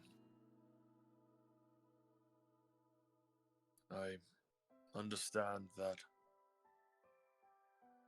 from what I can see here is that many of you are proof that the village has survived. That it is. Fortunate enough,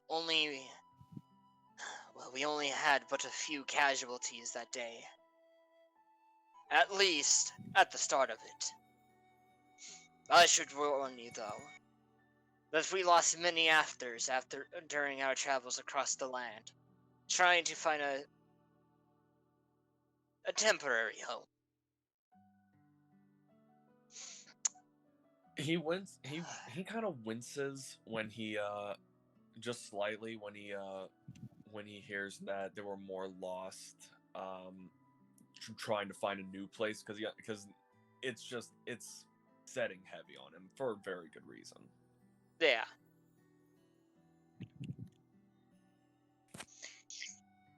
The older man goes and extends out his arms and put his arms on your shoulder, but you can tell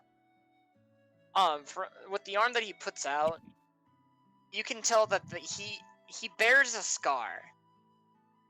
I assume a burn scar. That he does. Listen to me. We don't know entirely all that happened in that house of yours. We always assumed that your parents were of kind people. We have heard quite. He looks away when he hears the kind people part. However, there were many rumors that were spread about you. And to some degree, a lot. That's partially why that we had many of our own scattered away from. However, we have also heard plenty of rumors that they were not the nicest of people. For that, we're still in conflictions at our village on whether or not that we fully forgive you. Everything that as the more he talks, the more like Elrin's face turns into one of like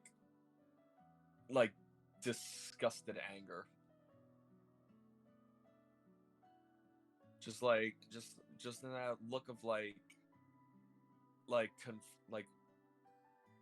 I don't really even know how to describe it like in a really detailed way. It's just this really like still so contempt about the whole thing. A mixture of remorse that underlines great resentment towards that which he burned, but also that which came along with it. Is that a good way? Yeah. We're gonna go with that.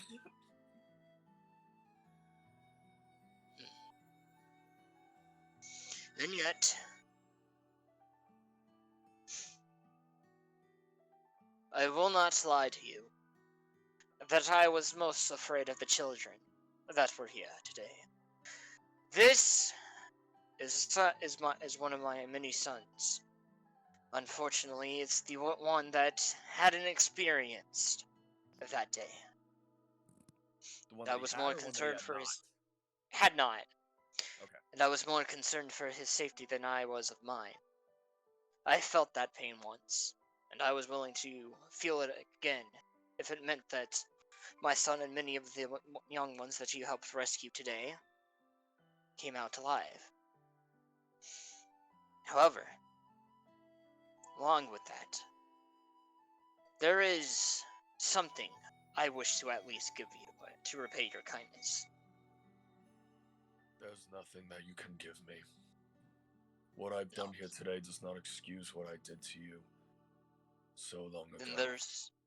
Then there is always time to change. Elrin, you have claimed to have become a prince. Or, not you, but Maria. Is that true?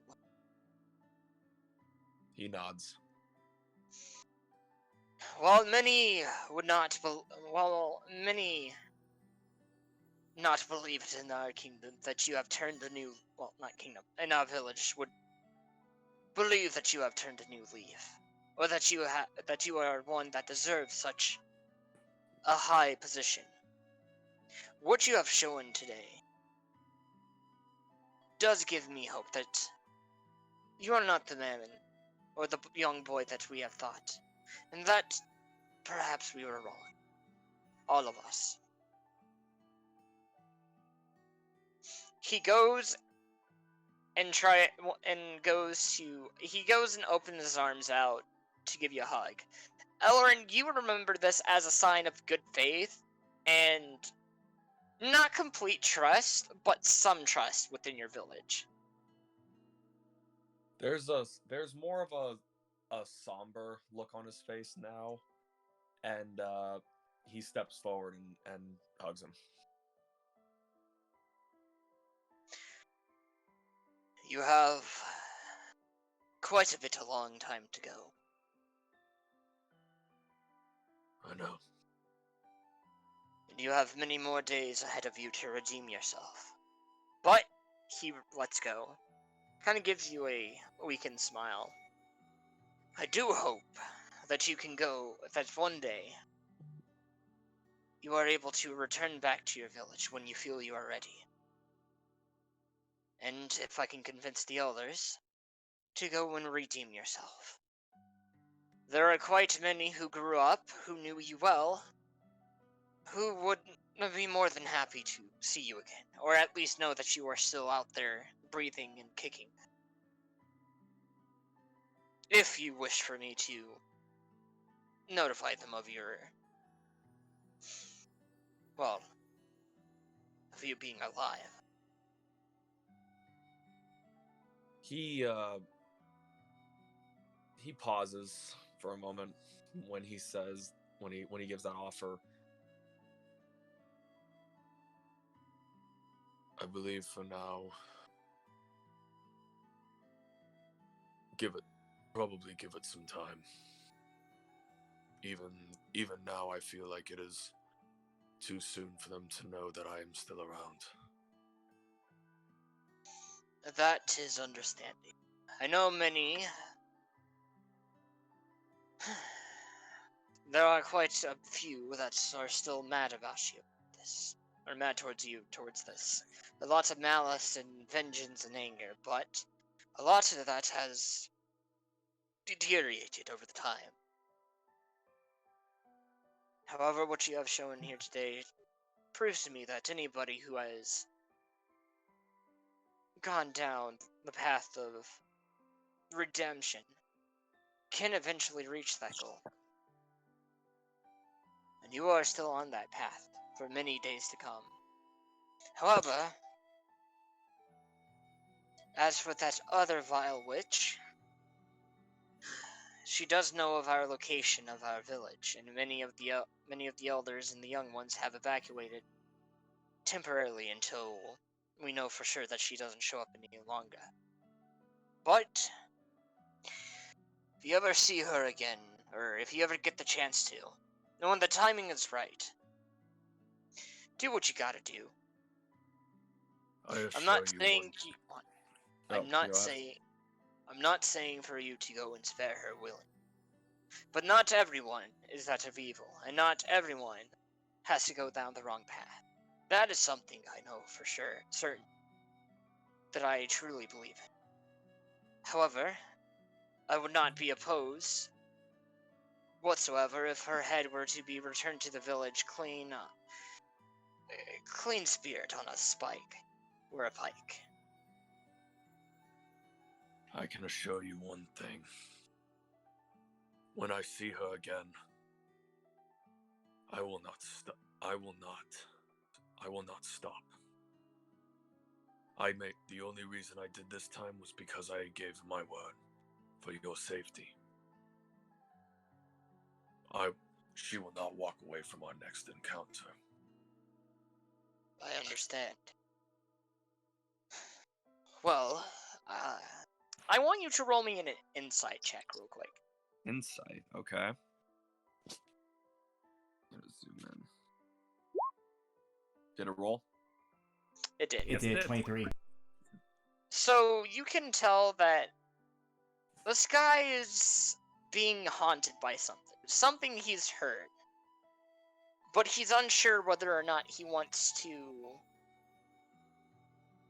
tell you about it.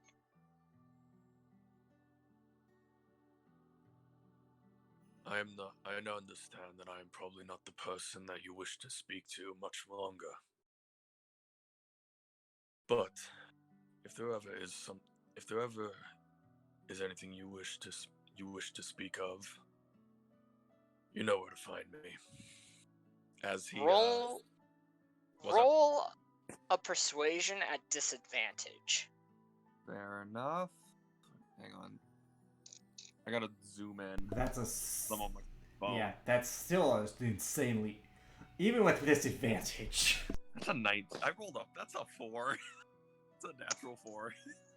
You beat him.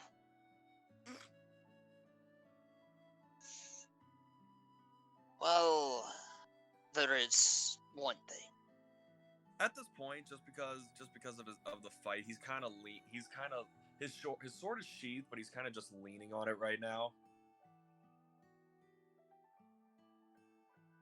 Just for a bit of like extra effect. Well, for one, would you like some of us to help you back to wherever you came from? Thank you for the offer, but I can find my way back.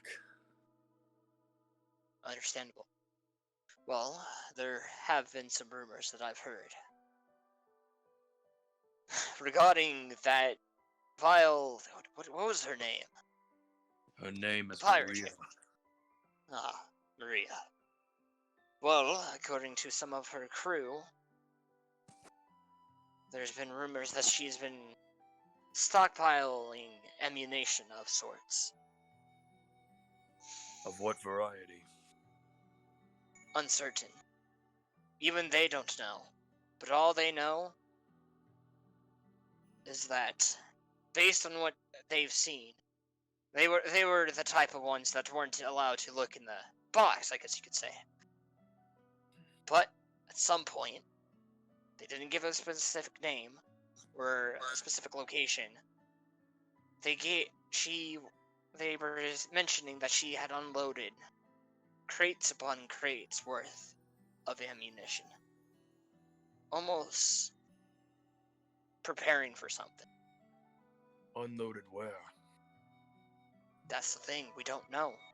They didn't give a specific name. Figured I'd at least give you that information as a heads up.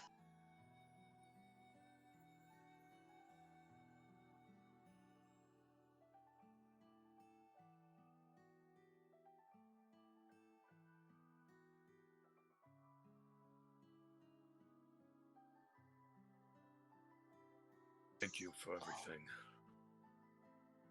You're welcome. We are going to take what gold that we had hid away on ourselves, and we're going to get a ride back to the east. You take care, Elrin. Or should I say, Prince Elrin. Oh. And by the way, when you become king of Goodell, I do hope you we all hope you do what you must do that of the people of that kingdom. We don't get many travelers, but from those that have came through our village from time to time have claimed it to be a really lovely place. He has kind of a soft smile on his face. It is. And Well. hopefully I can make it better than. Hopefully I can make it even better soon enough. Well, then let me leave you with this piece of advice. I am no ruler, nor am I nor king or tribal leader or anything of that sort. But when a man, regardless of where they're from, has faced many counters throughout their life, both good and bad, and had some time to grow up, whether it's through redemption or it's through learning lessons throughout their life. Anybody with the right amount of kindness, forgiveness, and not pride, but what's the word?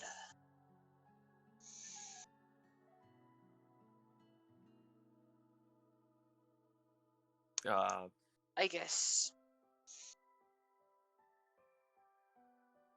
readiness could be a word that I could be looking for. I'm dear tired, but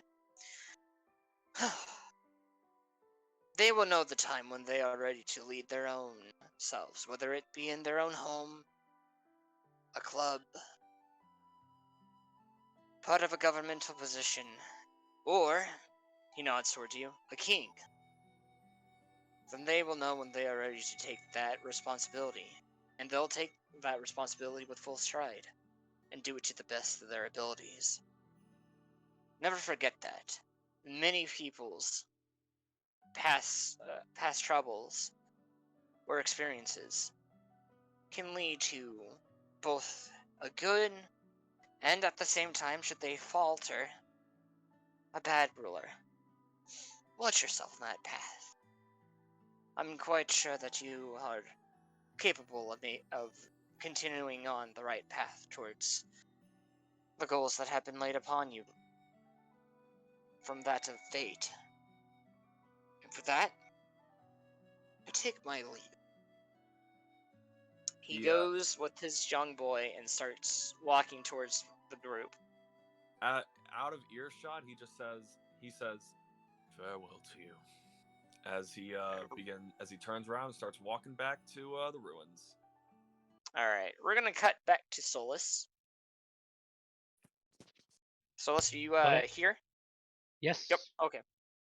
So the gates open. You standing before you is a relatively smaller city than what you were expecting.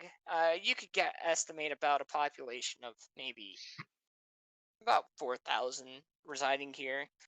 The buildings are lined up with the newest of stones, almost as if this place gets kind of redone every now and then. And standing at the gate, walking down and standing before you at the gate as you look at the inside of the city is the mayor of the city. Ah, The mayor is welcome. the tiger, I assume. Yeah, welcome to Goal City. I am Mayor Corlin. Pleasure to meet you, Corlin. Thank you. Whom you had met, and he ushers you into. He ushers you in. Who you met was my half sister. We grew up together. Our parents had married each other after a couple of hardships, and well, we kind of made a living for ourselves here. Tried to make this the best city on the island and the most welcoming. However, we are very strict when it comes down to those who do wrongdoings. We believe that those who wish to do any harm towards the city, whether it be stealing or whether it be murder, we prefer to have them outcasts of sorts, which I know to some may seem harsh, but if it means the safety of our own people, then we're willing to take that risk. Solace nods, along with his just having Solar Flare walk alongside him as he's explaining all this. I see. One might consider it harsh. You say you have records of wrongdoing of these people. Yes, of course. Follow, follow me. He leads you after after a good 5-minute walk towards the center of town, or towards the center of the city, to a large three-story high building that you could immediately guess is the city guard building, or the police force building. Mm-hmm. And he opens up the two wooden doors into a large area with people working tirelessly, looking kind of scrambling around trying to find notes. Apology. Solace dismounts from Solar Flare, gives him a pat on the flank and on the forearm, for him. I'll see you soon, old friend. And she waves her hand and he disappears as she dismisses him for now. Interesting. That is a summon mount. Beautiful one at that. Well, I will say that I am quite sorry that the office is a bit buzzing today, as one might say. We're currently trying to investigate the recent disappearance of a few of our townspeople. Now this gets sort of disappearances. How so? Well, about 3-4 weeks ago, we had just gotten done with the festival, and because this is about the time that we celebrate our fall and winter festival at the same time. We had a couple of our regular residents disappear for the night. We figured that they might have gotten drunk or went down to Turak and decided to spend some time there, but they haven't shown up. They haven't. Well, we haven't seen them since then. Many claim that some did indeed go to Turak, but no one there seems to have either remember or have seen such civilians. Those three were our local head blacksmith, our local head shopkeepers, because we do have a string of different shops here that's ultimately run by one large I guess you could say guild of sorts. We Great, have a guild of merchants. We've got a chain brand. We have a chain brand. Yeah. Lovely. And our head stable guy. It goes by the name of a Jork. Can you possibly grab me? Would it be possible for you to find me descriptions of these people? Well, certainly. What Go also, ahead. what possible? I would like to see these so-called this evidence against the people you have exiled. Of course. He brings you upstairs into an locked door that holds records. Which one was it? Ah, here we go. Here's the keys to the records room. This is where we keep all of our records, and each and every officer within the city has a key for these records room. He opens it up and lets you in. Now let's see. Ah, yes, here we go. Case file 341. This is the missing people that we're still currently investigating. The description of Bajork is a 4'2", kind of tannish skinned dwarf that has his beard kind of braided of sorts in kind of an Italian style. Italian like Yeah, mustache, I guess you could say. Kind of like that. yeah. He was last seen wearing a blue overcoat, a red scarf, and some tattered pants. That guy always had a bit of an odd taste for clothing, but he preferred feeling light and comfortable for the most part.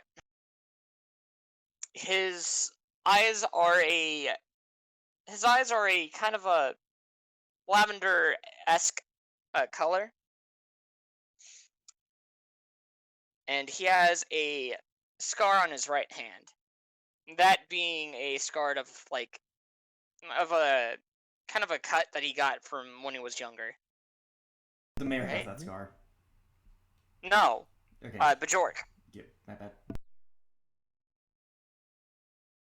And then to the left of that guy is a fire Genasi. One with kind of a mohawk, red fiery mohawk hair, but is dressed up in. Solus restrains a small chuckle from her throat. It's like, just thinking to yourself, I think I'd like this guy. Red fiery hair? Oh yeah. That's a Solus thing. Yeah. And is wearing kind of a merchant's outfit. Lined, not with the jewels per se, but with intricate, different designs from many different cultures, ranging from Gadel to Boracari to even some of the Western continent. They're standing at roughly 4'9". They're a bit on the small side. And then comes the last one. You see a Dragonborn standing at 7 foot tall. He has kind of a he has gold scales on him, and he has a slash mark on his face, almost as if he's been attacked by a wild animal. He is currently wearing kind of okay, but he's wearing a shirt, but as for his pants, he's wearing a loincloth. Okay. I assume this is the blacksmith. Yes, that is the blacksmith.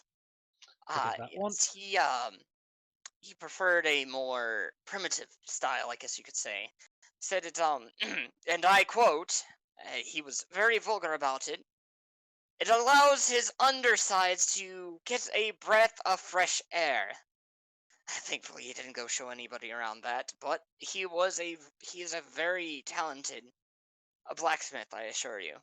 It's not like we have anything to show unless we want you to anyway. I suppose that's true. It states there on the records that Bajork went to Turok, and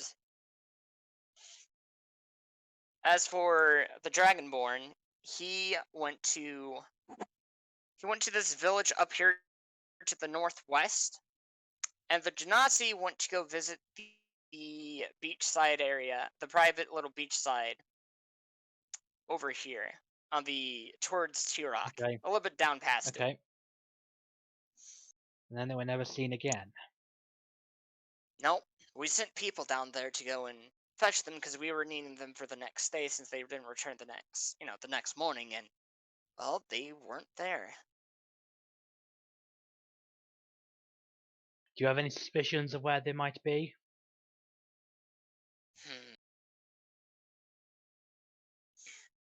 That.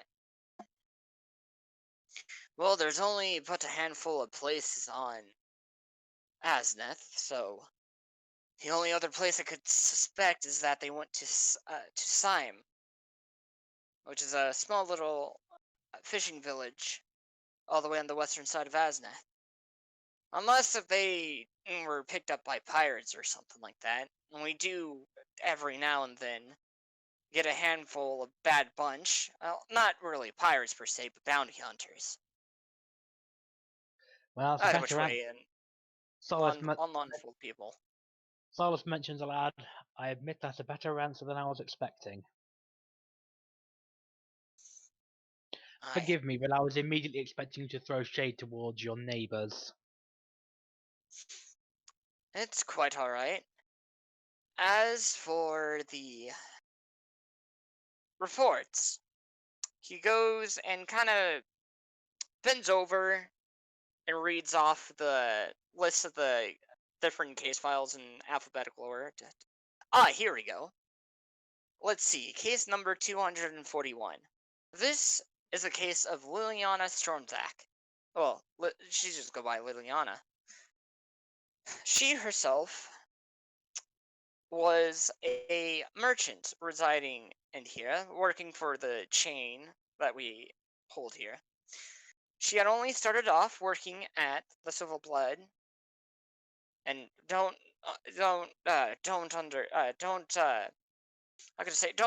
misconstrue that title.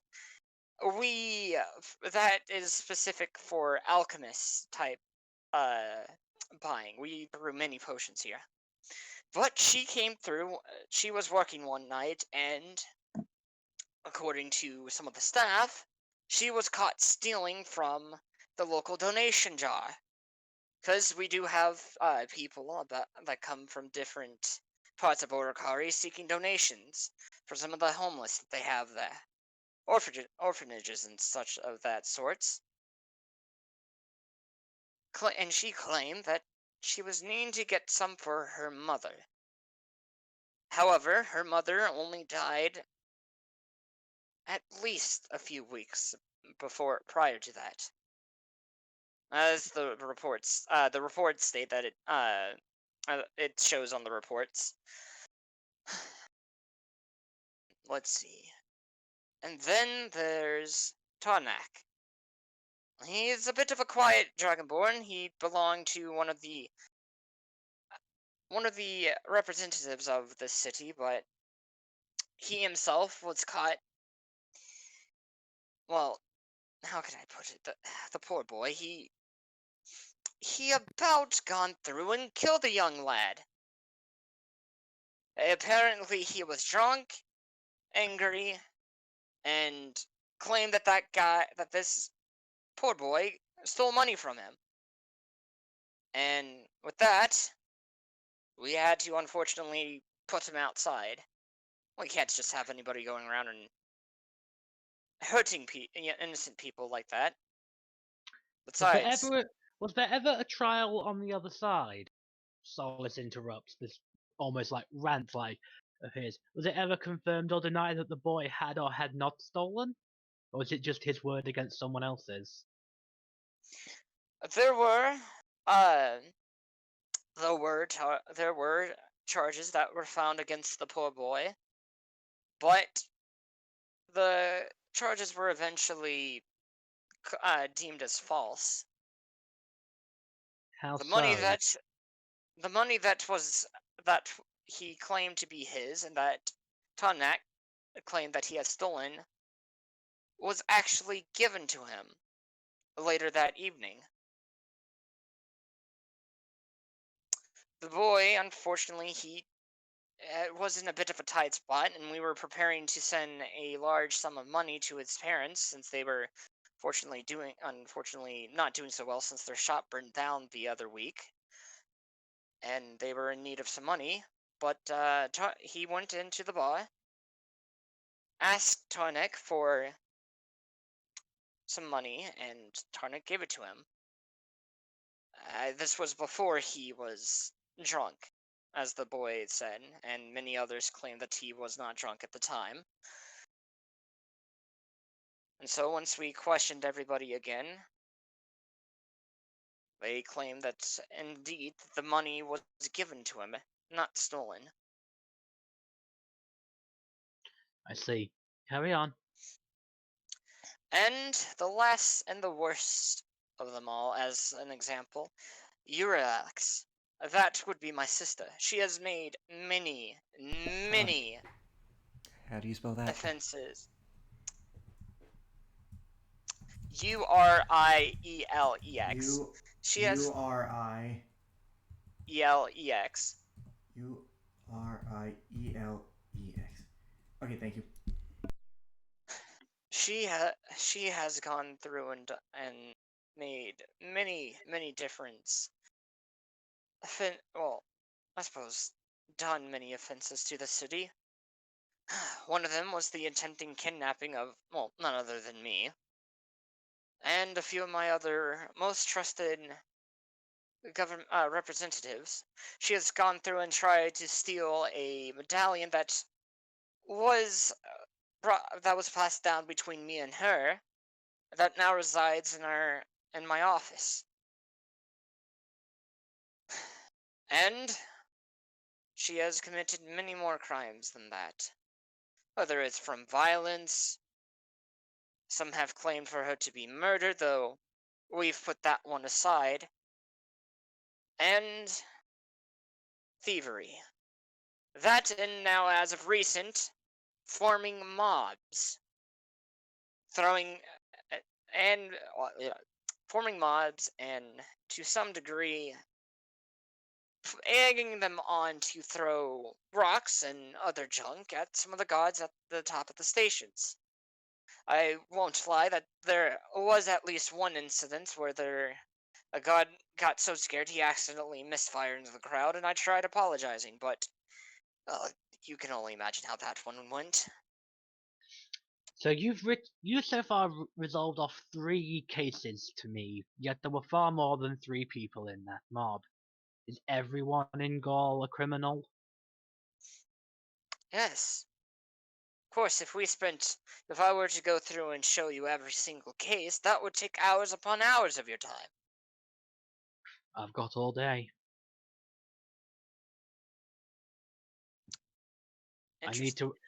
I cannot come to a judgment fairly without feeling all the facts. After I'm done here, I'll be going to see their side of the story. That is most commendable of you. Well, unfortunately, I do have a few meetings to go to. I will notify the gods down below that you are allowed to go searching through the rest of the cases. She nods. Thank you for your time. Not a problem. If you are ever in need of anything else, do notify the gods, and they shall fetch me right away, and I will come to aid you as much as I can in this investigation. Then I have to go and see the head leaders of the guilds. When I mean head leaders, not the one that owns all of them. They have Well, they're second in command. They're currently missing, are they not? That they are. So Well, obviously one of them. it would not. So obviously it would not be them. Of course. I was just merely explaining to you, unless if you got, suspicious, that they do have second in commands, assistants, vice presidents, whatever they decide to call themselves. It would be silly Can't not tell. to. That is true. Well then, Miss, what was your name? Solace Firebrand. Miss Solace. Miss Firebrand. Well, welcome you to Goal City. You utilize whatever you may like. I must be going though. Good day, and I shall speak with you on a later note. With that, Good day. he walks out. So Solace would spend a large amount of time going through all of the case files that you can. Picture that scene from Lord of the Rings where Gandalf is at Gondor, he's looking through all the papers to find stuff about the ring or whatever he's doing there at the time. It ends up finding about the ring. It's that pretty much. It's that scene. Rolling an investigation.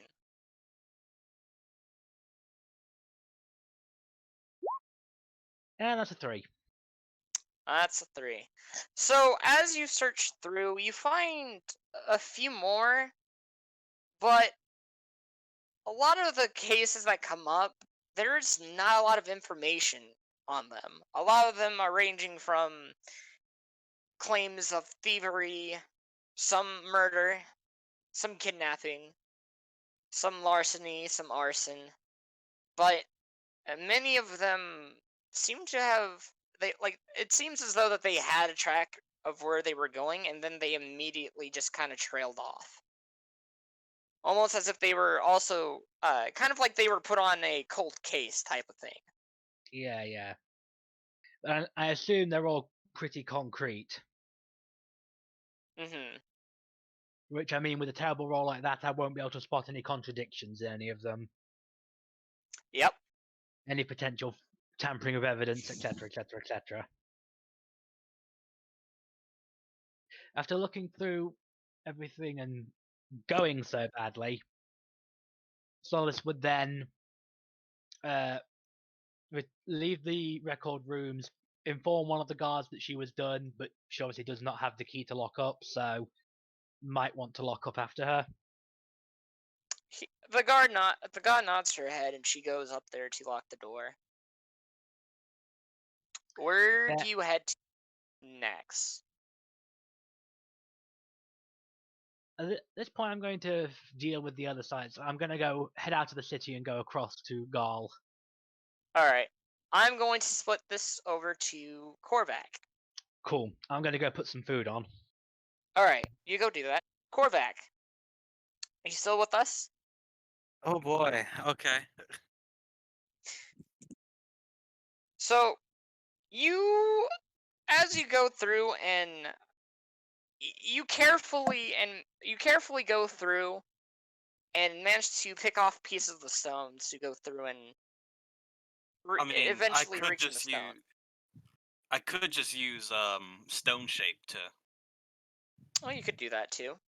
Yeah. You were capable. You were successful and able to recover the gemstone. You passed your stealth check. In your sitting there before you is a stone that's a light silver with a little bit of darkened dots on it.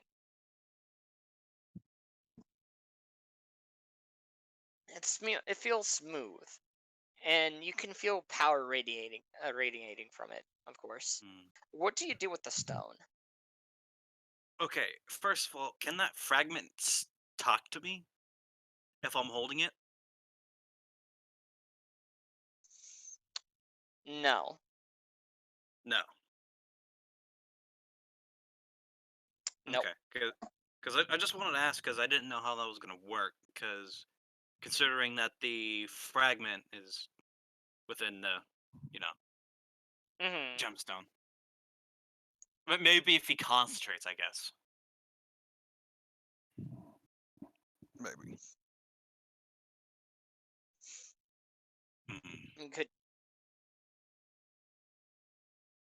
Actually, you know what? Yeah, no, he's gonna try concentrating on the stone, not to use the magic within, but seeing if he could actually still speak to the fragment of the goddess. All right.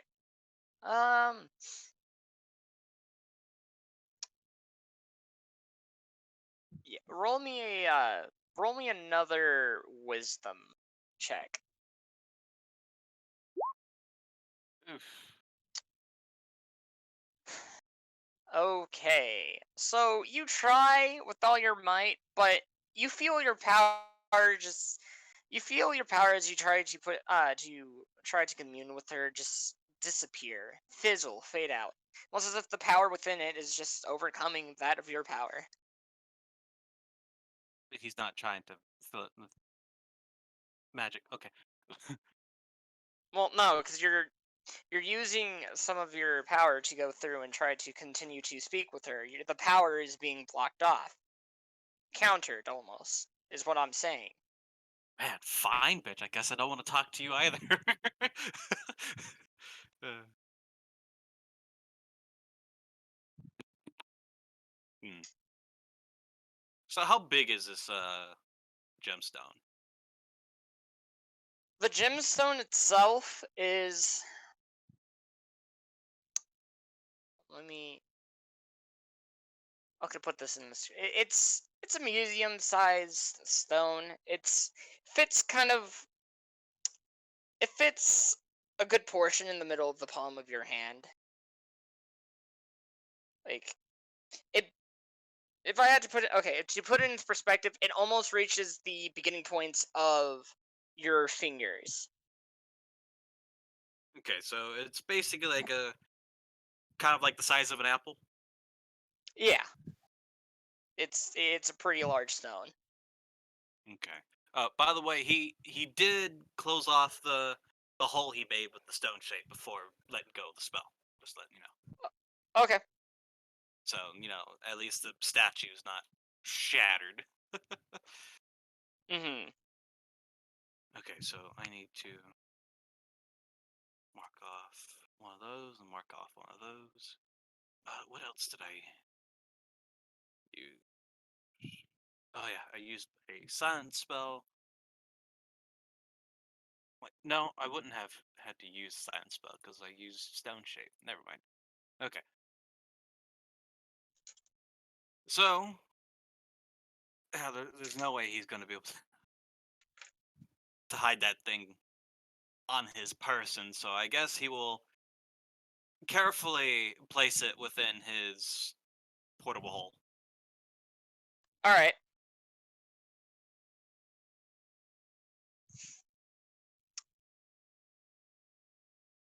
So then, what does Korvac? What will Korvac do after he's done that? Then What time of day is it now? it's around mid afternoon. Mid afternoon, so he probably has time for one more. Ugh. I want to avoid the one of chaos because I know that one's gonna cause a lot of problems. All right. So, what about the one of the sea? That one is.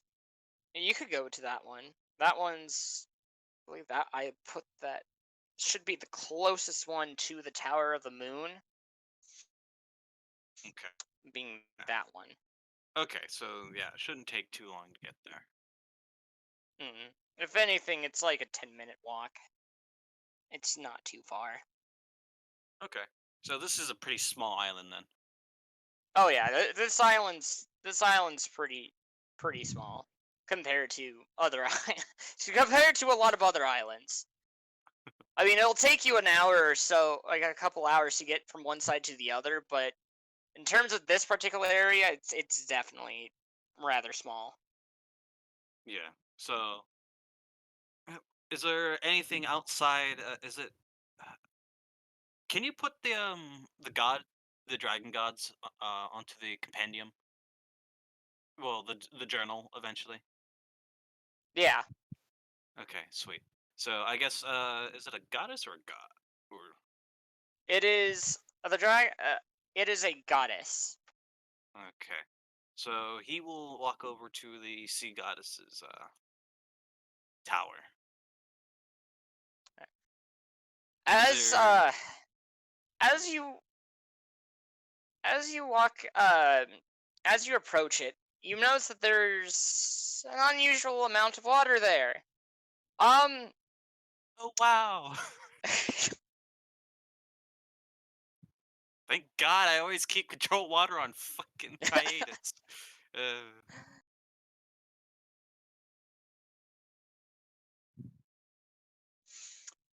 and uh it seems as though the stones on the outsides don't look like they've been eroded at all compared to the other towers. well, I would There assume is that they're using some sort of water resistant paints and stuff. So yeah, considering there's a crap ton of water. roll me an investigation.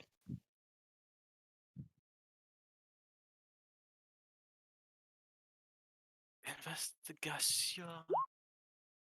Okay, Probably. so faced with that, from what you can tell on the stones, they don't look like they've been painted over whatsoever.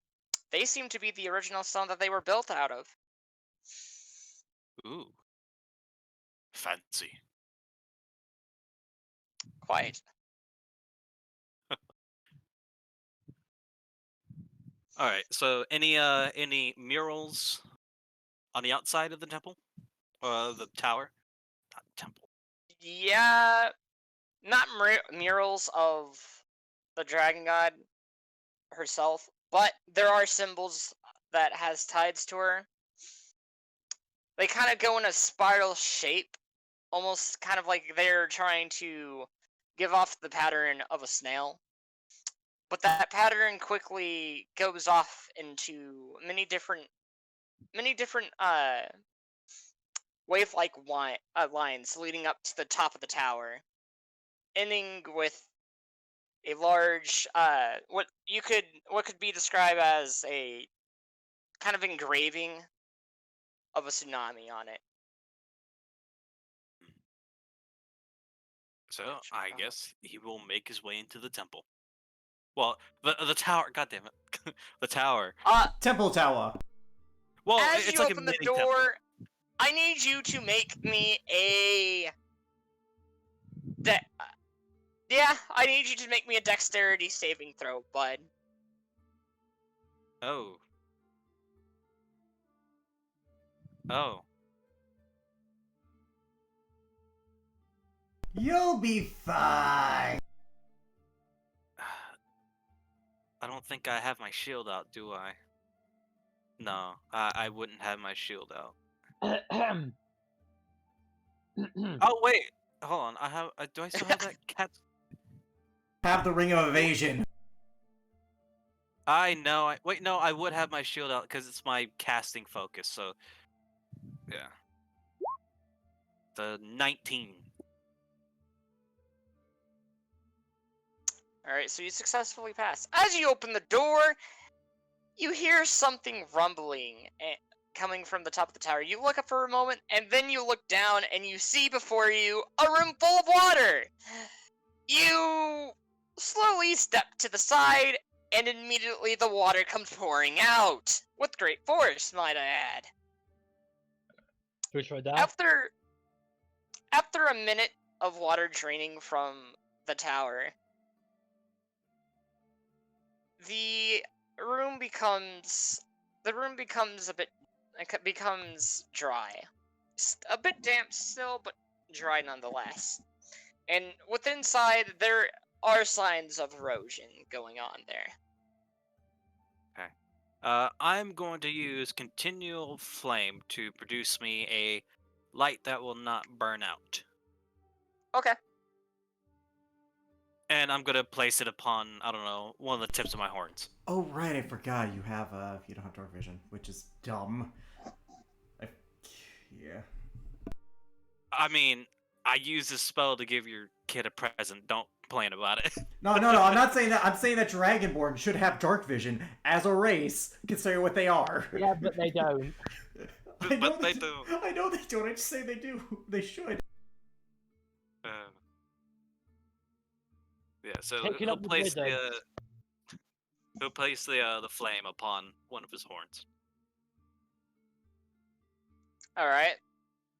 so that way he can see if there's any like small details that I don't know. As you walk up the stairs to the top, you do notice that there are some slight detailed paintings, but a good portion of them have been removed. By that I mean they've been washed away. Fortunately. One of them you recognize, one of the paintings you can at least make out of as one of the more well-known stories of this dragon goddess. That at one point, many storms hit Boracari. Many tsunamis, stuff of that sorts, came bashing down across the land, soaking it with its water and drowning quite a large amount of population. Until Waylon came through and forced the water back, removing the plague that the land had currently bared at the time. And upon her pushing back the water, there continued for the next few decades bountiful harvests that spread throughout the land. And on top of that, a bountiful harvest of fish as well.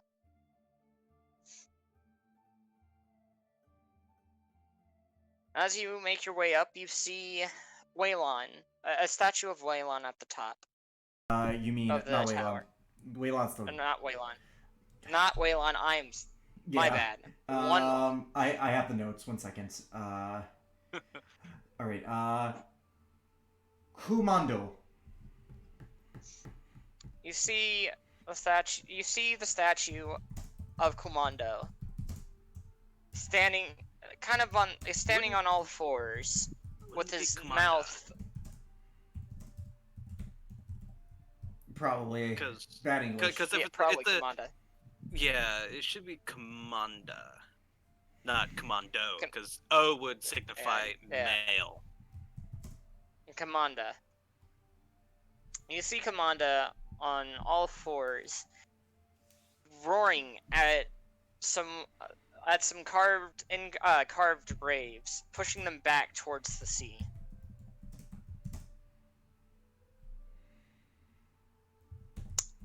Do you wish to commune with Commanda?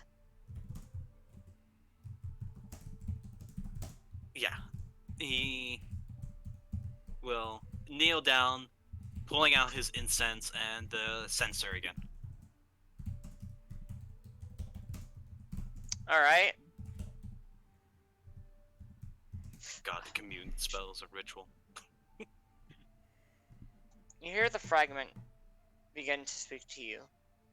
Ah, hello. Who disturbs my slumber upon this great sea of blue? This I, Korvac of Alamari. Korvac of Alamari.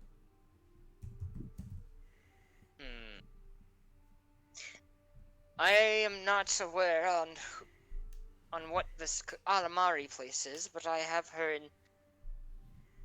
different stories from my sister and brothers. But you are bearing a draconic name, and that does sound of draconic lineage, draconic inhabitants. What is it that you wish to speak to me about, Korvac of Alamari?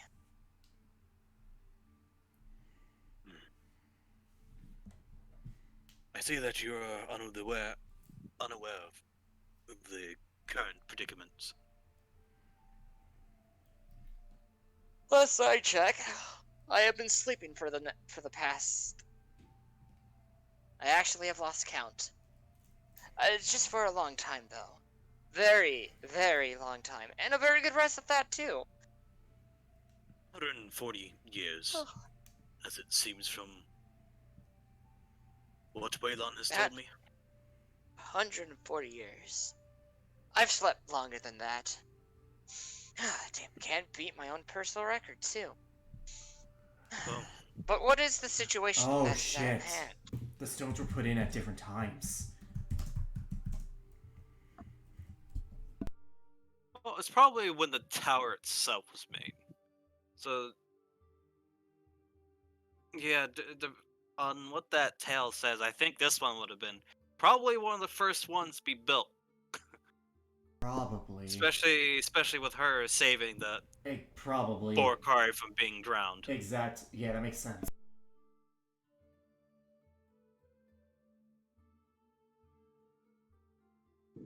Well, I won't tell you this. You are but a fragment of the whole.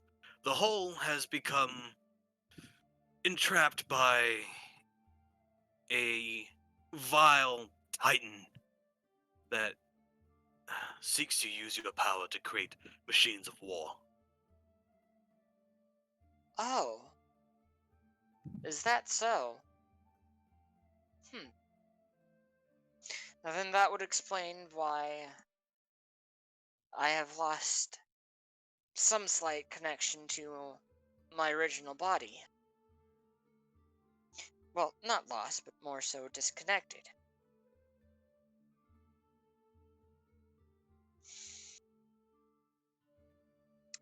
Have you spoken to my other sisters or brothers by any chance? Well, I have spoken to the fragment of Waylon. So she too has that fragment as well. As far as I know, every single dragon god except for the dragon god of time has been captured. That's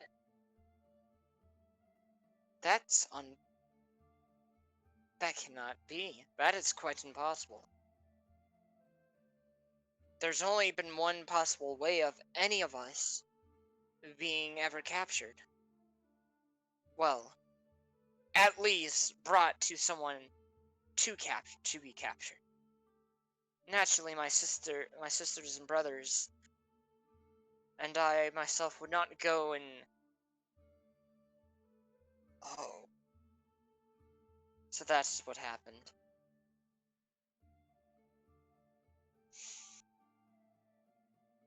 Be an ancient artifact that has done this. At last it has. Roll me... Give me 1 second before I even ask you that. There is an orb that we have hidden away within this world. I need you now to roll me a history check. Oh boy.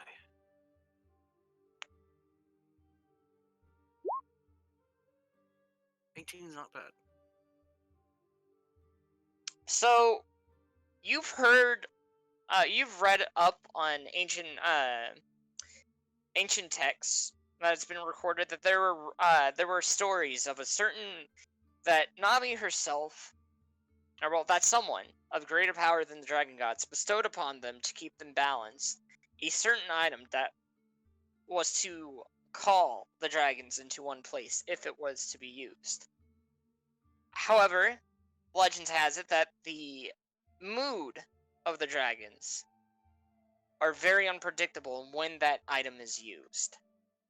And that only a being of a power on par with them is capable of quelling whatever moods that they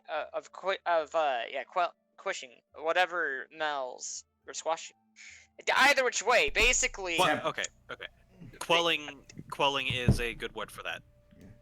Quelling the moods of quelling whatever It moods that makes they them may have. passive. Basically, quelling any rebellious thoughts. It can. Oh. They made a goddamn controlling orb. They made a goddamn god leash.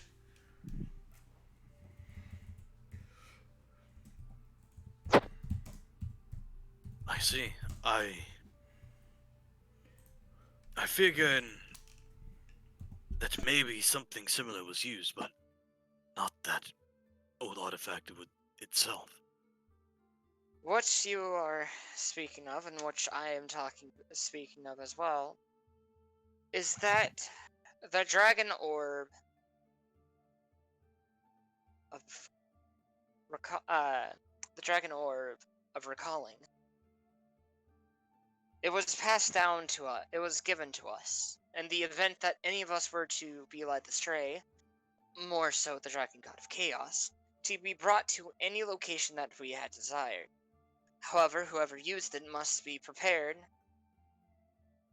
to, well, deal whatever havoc that we might that we might expel onto this world.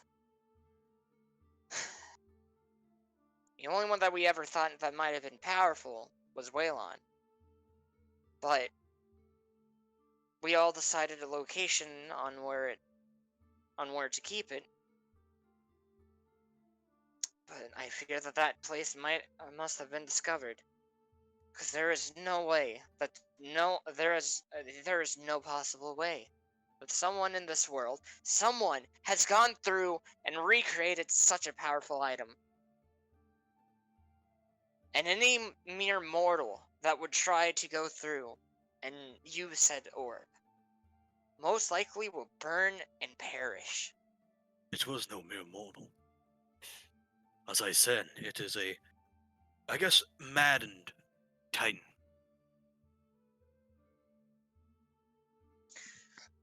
Titans wield great strength too. However, I cannot give you the location of this particular orb.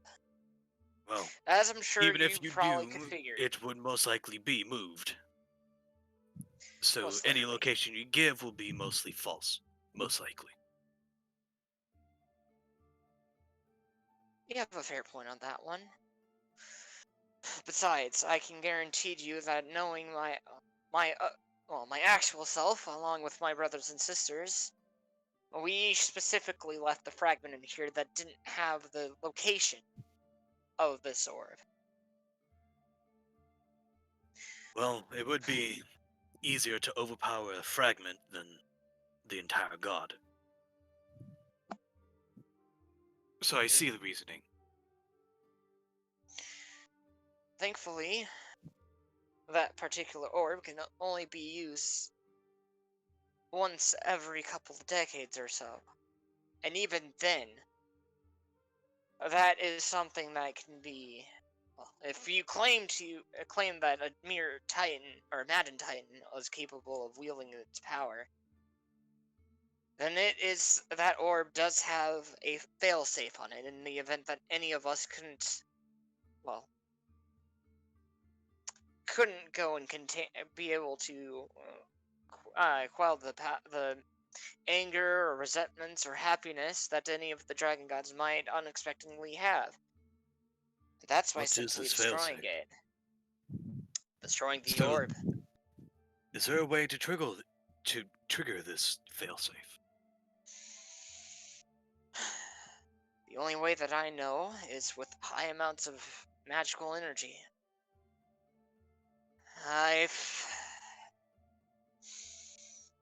There is a possibility that if someone were to wield a weapon made by a god, they might have enough force to go through and at least put a crack in it. Once a crack has been placed within the orb will start to deteriorate, and within a couple of minutes, it'll break. Thus, any control that will be had on the dragon gods will be removed, and within doing so, any mood that they had at the time will then be washed away, returning them to a Well, normal state. Same thing happens if we were to use up all its magical energy at the time.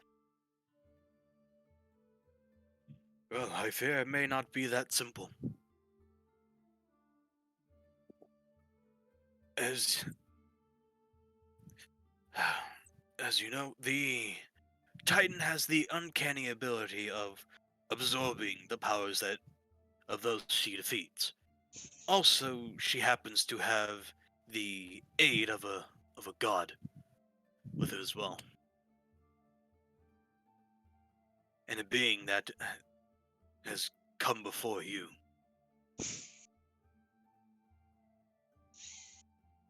Then I fear that this world is doomed, simply put it.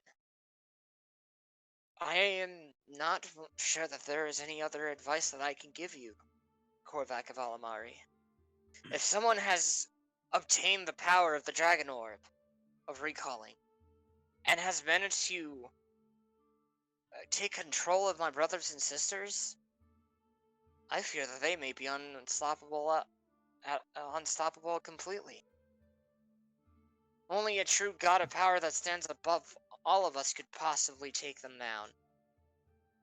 Unless, if they were to run by a certain way that we do and were to use up all their power as well.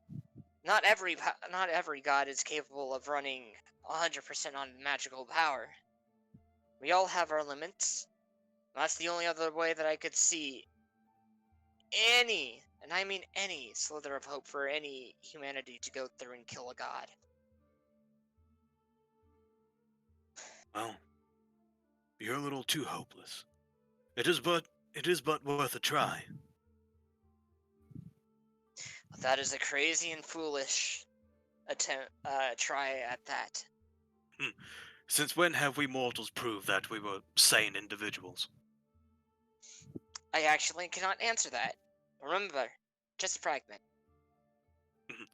But still, a fragment such as you still contains some vast knowledge and wisdom. I suppose you are right. There have been a few mortals that have shown quite promising things, but only a few that I remember at last.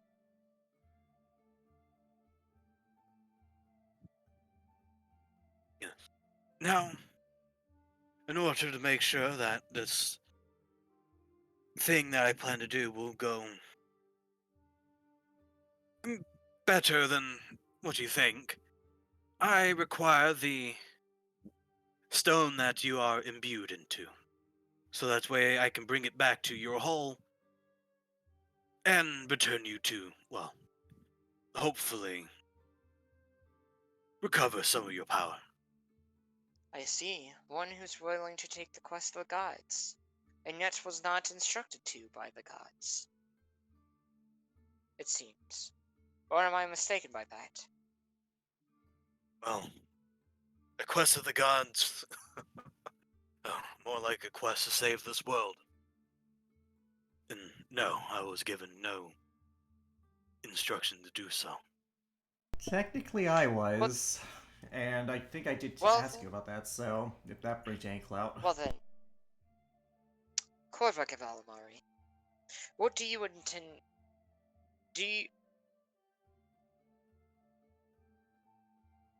I want you to do me a favor.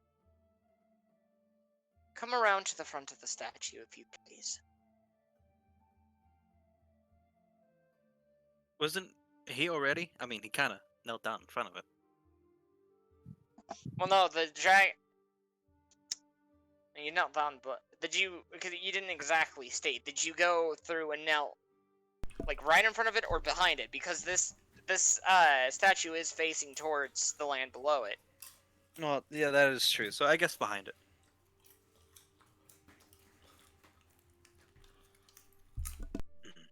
So I take it it's over a ledge.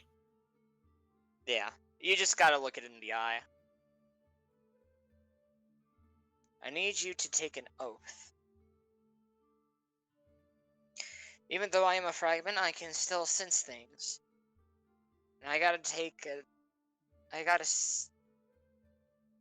get a read on you to see if you truly are doing what you have stated. With that, I have an oath. I repeat after.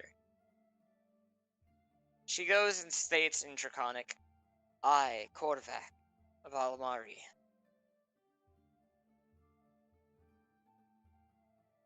I, Korvac of Alamari.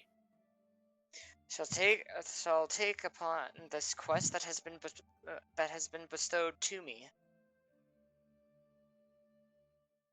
I shall take upon the quest that has been bestowed upon me. To return the orbs to their rightful owners. With both carefulness, determination, and ambition to see the rest of the world safe. I shall return the stones back to their rightful owners to ensure the safety of this world. And that, with these orbs, I shall not let whatever power that they may possess also possess over me. And I shall not let the power of these orbs possess me, right? Basically. Basically. Roll me a persuasion check with advantage. Okay. Do do do do do. It's 25. Her eyes glow a deep blue. And you hear a slight sound of thunder and then waves crashing. And then before you, at the top of the statue, you see a hole open up. You see the orb sitting there. This orb has engraved into it a spear, a fish, and a net, and the symbol of water. I sense that you are one that will stick to your oath, and I have relayed the message to my original self, and they have granted me permission for you to go through and take my stone, and to return to them. If I may ask you a favor, is there a possibility you can maintain some sort of a mental link to me, in case the locals are less than fond of me sort of desecrating their sacred statues?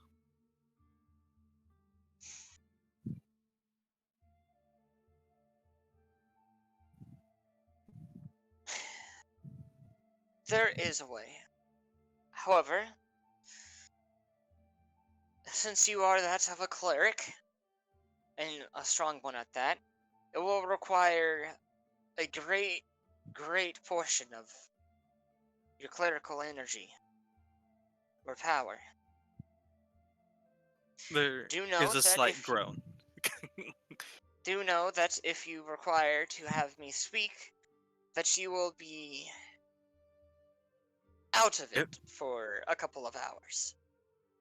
That is to be expected, and no doubt you use my energy to maintain this control, I guess, Of course.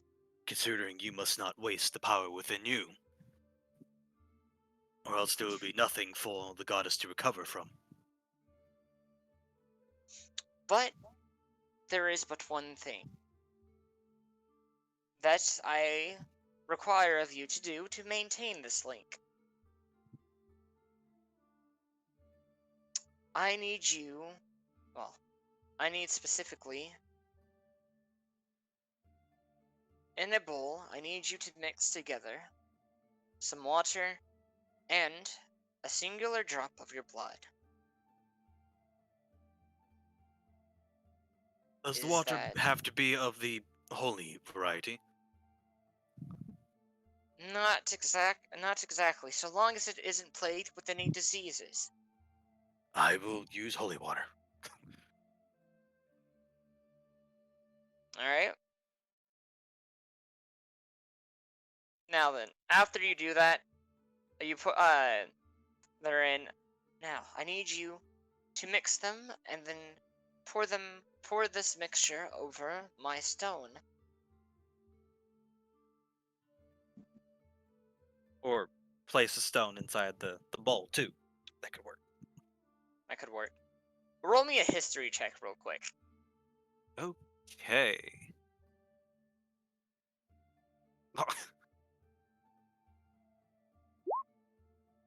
So, So you would immediately know what's happening. She is making a pact with you.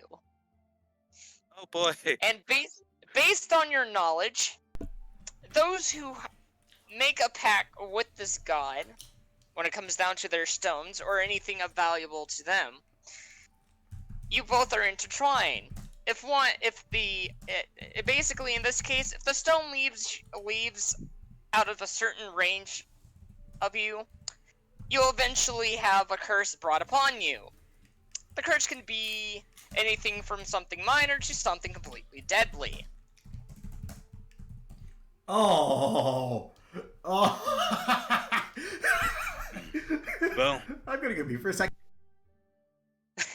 well, I do hope that you will break this little mini pack once I return you back to your hole. Of course. So long as you agree to return my stone, I will agree to remove this pack. Simply put it, we're tied together now. So, try not to lose the stone. Yes, and please try not to rummage in my thoughts too much. I will try my best, but make no promises. That's all up to you to decide on that one. You are the bearer of the stone at the moment. Yes, and well, I think putting you in a portable hole is not going to be a smart idea. Actually, no. You can put me inside of a portable hole. It's not too far away from you, and it's with some of your other belongings, and it is currently carried on you. So, if you wish, you can put me in the portable hole. I promise you that nothing bad would befall you if you did that.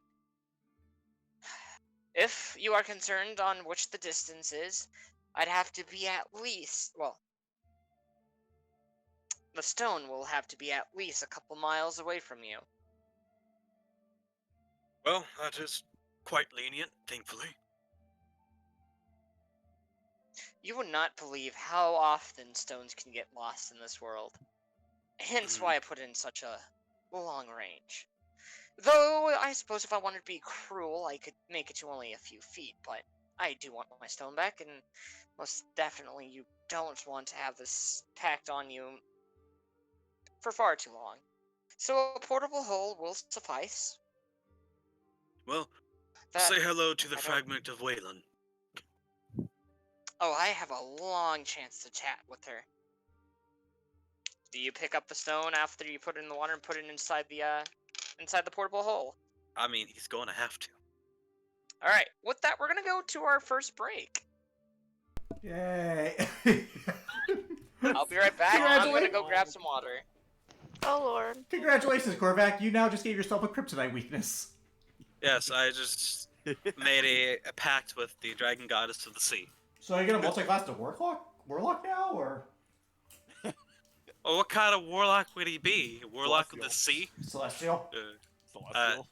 I mean, he's a cleric already, so I mean. Pact is different than cleric. Paladin You know on what, the open you know sea. You know what? Fuck it. I'll just take the Eldritch Adept, and there we go. that's my warlock shit right there. Eldritch Adept feat. You better imagine if Kisona comes back and steals that hole. Like I just want to ponder. Imagine if It's she like- keeps it, and she keeps it. Oh no. Oh boy, what is this? Yeah, I'm going to have to create something to keep that stone like on me. Yeah, because if Kisona steals, because if someone steals your hole, or if Kisona steals, worst case, Kisona Yeah. steals that hole, and she goes to another world. That's a bit more than a few miles. Yeah. So and the thing's about the size of a fucking apple. Oh god, I Um, can only imagine like Ellerin walks into the temple, like the stone's misting, and Korvac's holding this like silver glowing stone in his hand. He's just like, I go away for. Okay, to be fair, we don't know those stones are up there. Korvac's the only one who knows. Oh. Yeah, that we do. is true. Well, I mean, okay, if he walks in on the water one, he'll see the bright blue orb with the carvings on it, and him pouring a mixture of holy water and blood over it. True, but I'm just saying, like, actually, even better. Eller's just bored as shit, so he's just digging through Korvac's portable hole when he's out there, and he just looks at this little stone. He's like, "The fuck is this thing?" And just tosses it out of the hole. Just tosses it over his shoulder. You know, like in the cartoons, just toss it over his shoulder and keeps digging. Thank God, as a cleric, I have access to find object. No, even better. He has no idea what he is, and he's like, you know what? I can probably find some value in this. Just to fuck with Korvac. Just sells it off. Pocket. Takes it and sells it. And then Korvac dies from unknown means. so Bastard. You did it. Hey, to be fair, jokes aside, you did this to yourself. So if you lose that stone, that's on you. You're not wrong, but No, to be honest though, that's gonna help me out with the damn locals when they figure out that I just went and fucking fucked with their statues. To be fair, it's not their statues. They just happen to move in. That's true. Yeah, I mean, they worship the elemental god of the wind. They don't worship the dragon god, so.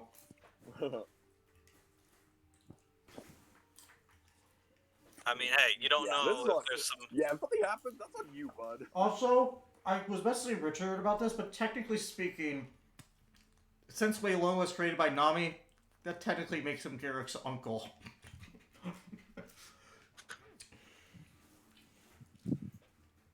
Yeah, I made the joke. Yeah, I responded by saying, "Fuck, you're just related to literally everyone in this world, aren't you?" He goes, "How's everyone? How everyone? We're pretty sure we aren't related." I'm just like, "Oh goddamn."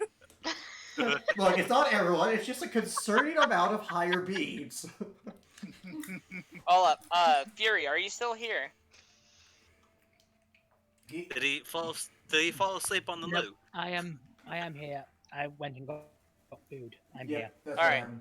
I am ready whenever the rest of you guys are. We're ready. Also, by the way, Jacob, I like to point out to you that technically Wei Lun is Garrick's uncle, technically, because Nami created him. Technically. Alright. So, with that, we're gonna cut to, Elrin.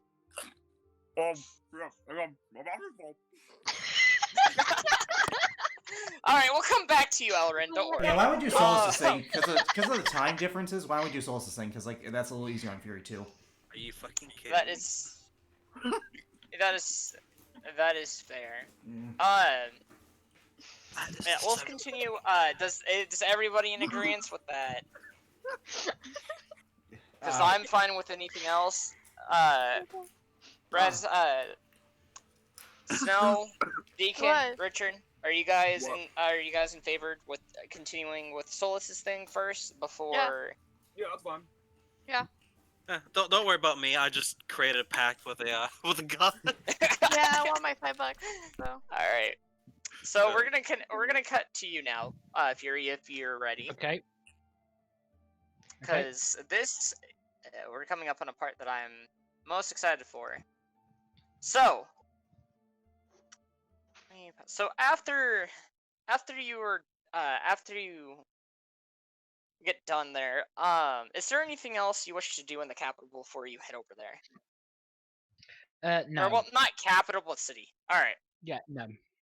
So after you go and you leave the city, it takes you a good 10-15 minute walk down to Gaul. And as you arrive there, you see you've seen stone walls surrounding the village, but there's plenty of it missing. A lot of it has been the holes that are currently there. He's like, why is it not? Oh, it is playing. Okay. Some of the holes that's been there have been kind of patched up by worn wood. There's people running in the streets. You see some people stealing some other things, just running about. There doesn't seem to be a police force here. There's broken windows. There's plenty of sick people. This place, just from like, without even getting close to it, you can smell the stench of previously deceased people here. And, to some degree, burnt bodies. Well, the first thing Solace is going to do is mentally thank Tao Xin for her divine protection because she's immune to disease, because she is paladin.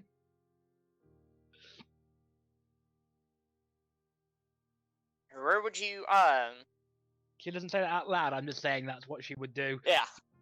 Mentally As you thank walk, Tao Xin that she's immune to, for Tao Xin's blessing, that she's no longer affected by such things as diseases.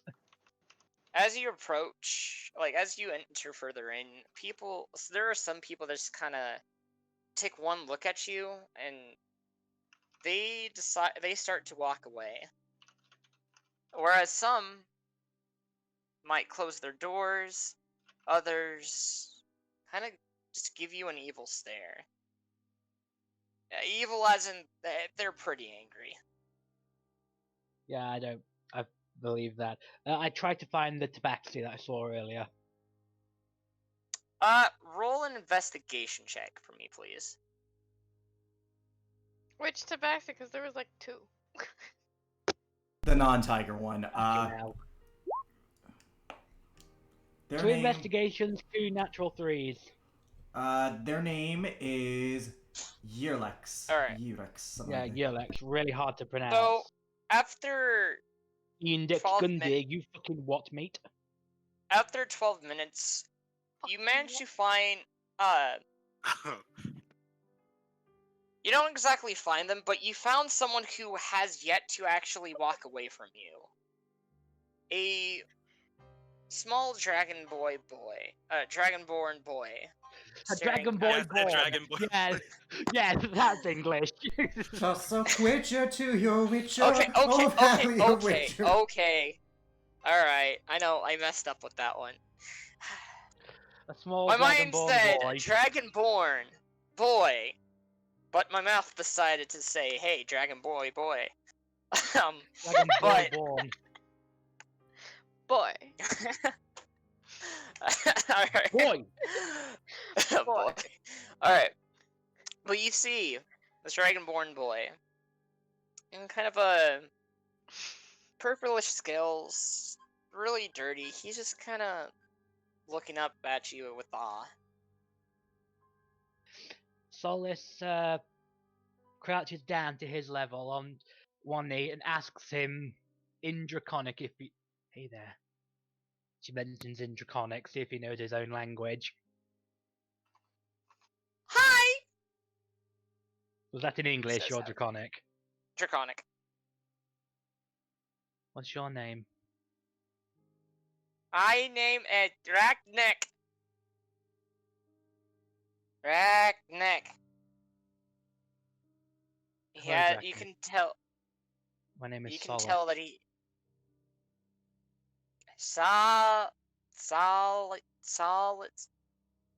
Solace. Okay. How old are you? I love your pointy hair.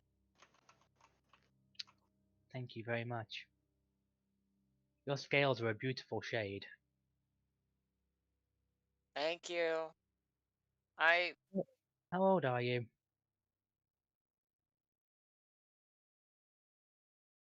Eight. We try to Mom says we gotta try taking baths whenever we can, so we have to go to the lake behind the house, though. It's not always the most comfortablest lake, or most comfortable lake out there. I'm sure your scales look beautiful when they've just been cleaned. What are you doing in the village? Oh. Everybody's running away.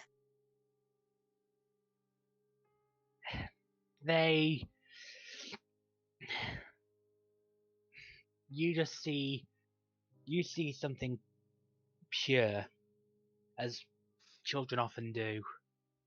You see the best in everybody. Adults sometimes can't. They fear I may be here to cause more trouble for them, but I'm actually here to try and help. Do you perhaps know of a tabaxi named, insert really hard to say name here, Euralex. Euralex? I. Euralex. Oh, you mean Lexi? She just lives down the road, house on the left. Thank you. He points to a house with chimney smoke coming out of it that's surrounded by a wooden gate. She smiles. Thank you. Okay. Could I have some food? She would reach into her bag and give him a couple of rations and be sure to share it with your family, okay? Thank you. Solace. Now go on, get yourself washed. Okay. He goes and runs off into the nearby house, skipping happily. Right. Well, at least there's one friend I have here now. She would then go to head towards the Tabaxi's house. As you approach the Tabaxi house, you notice that this house oddly has soil that's pretty clean compared to the rest of the village. I make sure to note that down mentally. As you approach it, you do see a couple of different... You see an elf, another dragonborn, and a dwarf sitting outside on the on the porch of the house. Their condition? They look like they have some sort of rash, but they're keeping themselves pretty healthy. Oh, and who might you be? Aren't you that one that came riding into town? The dragonborn speaks up. Indeed, I'm here to see this side of the story, like I promised.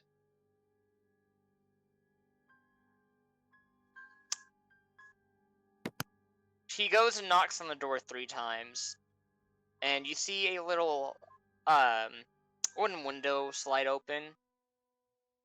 You see the dragonborn speaks to the person inside, and he nods his head. Alright, she's ready to see you. The person behind the door opens up, and inside, standing before you, is a wooden, is an oak wood stairs leading up to the top, and to the left you see a pretty decently large, maple wood room with Eurlex sitting there, drinking some water, looking at a map of the city. Greetings.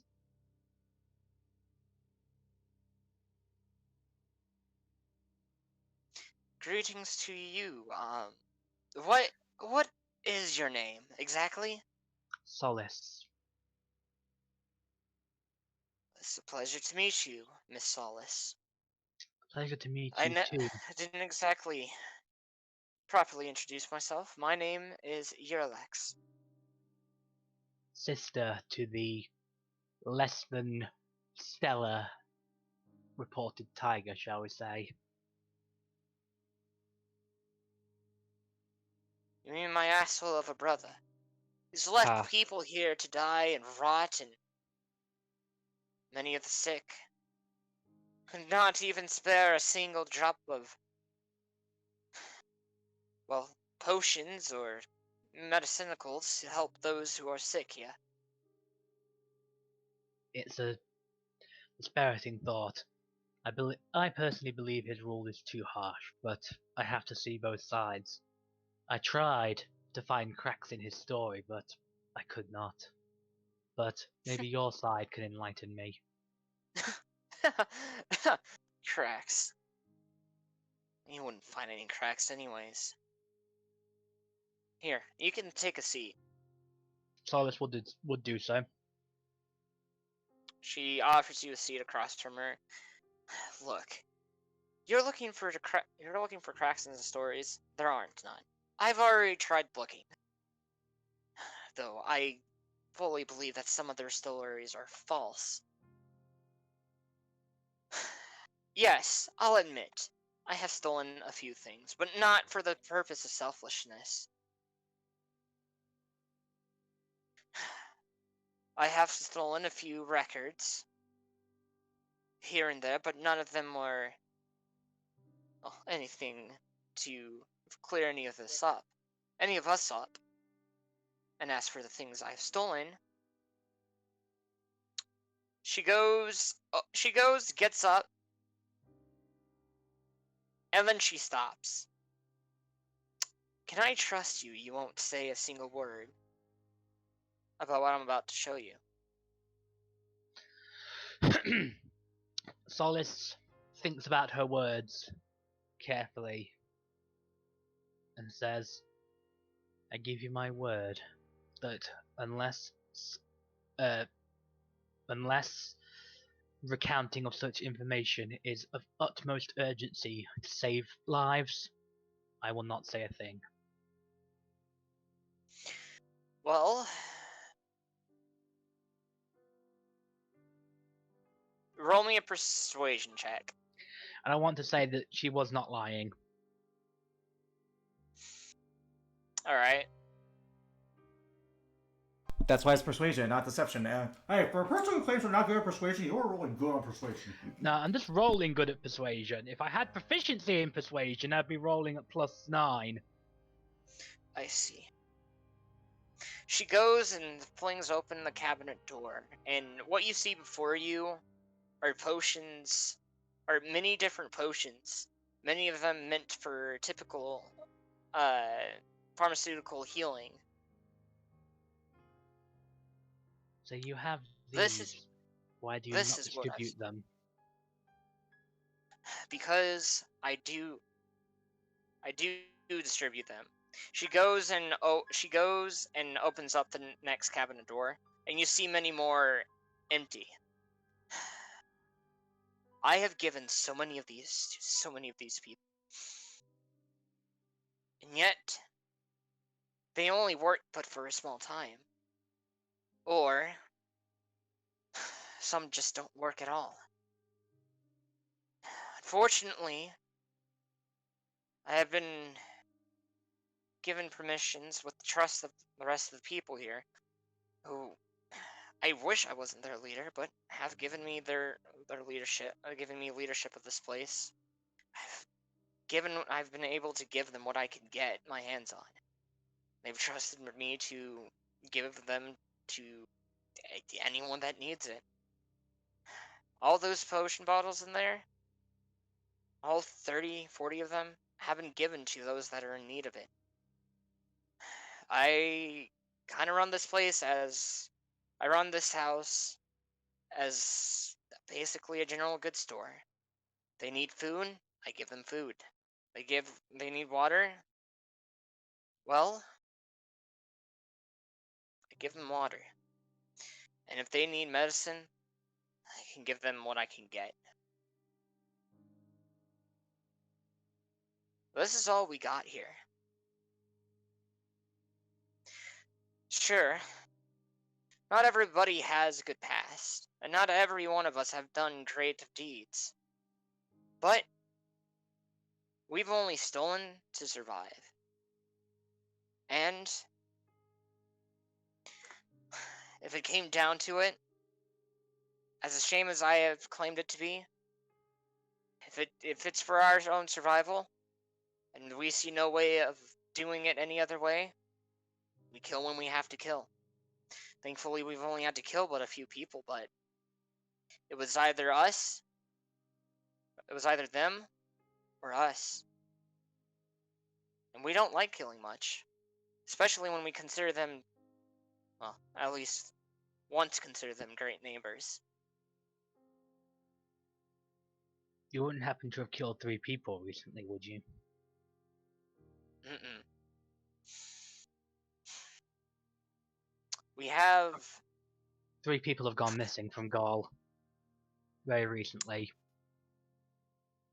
Thankfully, your half-brother doesn't seem to think it's your fault, which surprised me. I'm sure he thinks of it each and every bit of the way. With this, you hear a husk voice coming from upstairs.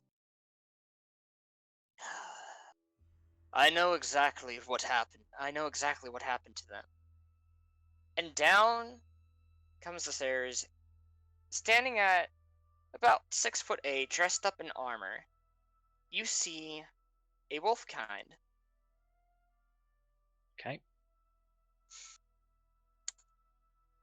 I want you to roll me a history check. I'm not a furry, but damn, that a good looking wolf. Oof, that one.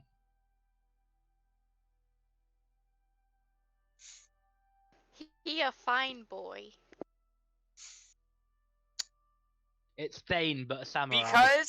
Because of samurai. what I have for this, I'll allow you to roll it with advantage. So it's not a nat one. No, it's not a nat one. You don't recognize this armor 2-bit, but you have heard rumors, based on the craftsmanship of it, that this armor belongs to a group of people from Amaneki. People who typically keep to themselves, but have made great armor by the name of the Kirai. How do you spell that? Amaneki. Yeah. Kurai. And Amaneki because it's been quite a while since I played this game. That's where I come from, correct? Yes. Yep. This wolfkind has cerulean blue eyes with kind of a dark light gray fur and a snow white fur to complement the rest of the body. Mm-hmm. And who might Upon you seeing be? Go ahead. Upon seeing the design of the armor, Solus immediately gives him a bow, the traditional Amaneki way of like shaking hands, and yeah, just out of respect for him. He goes and he gives you a bow as well. I see. You are also from the continent of Amaneki. She nods. You bow with such grace. Solus Firebrand, sister of the Tao Shen.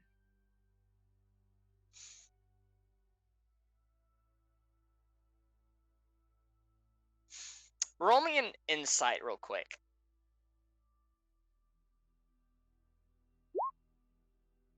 7. So,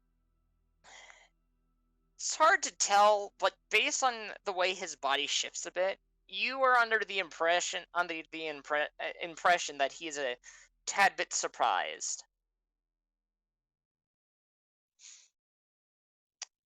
Tao Xian.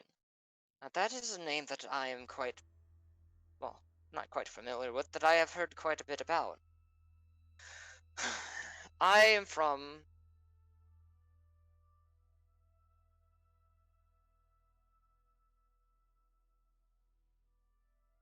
Jacob?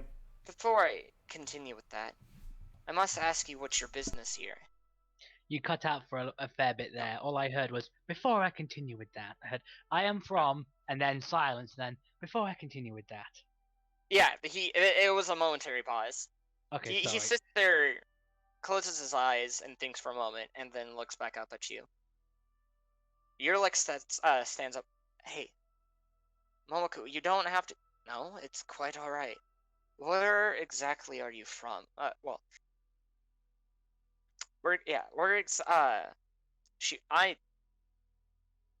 What exactly is your reason for being here? Very complicated.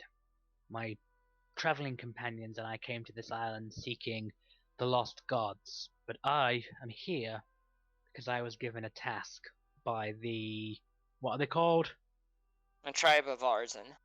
The tribe of Arzen, to bring balance and order to these two warring villages.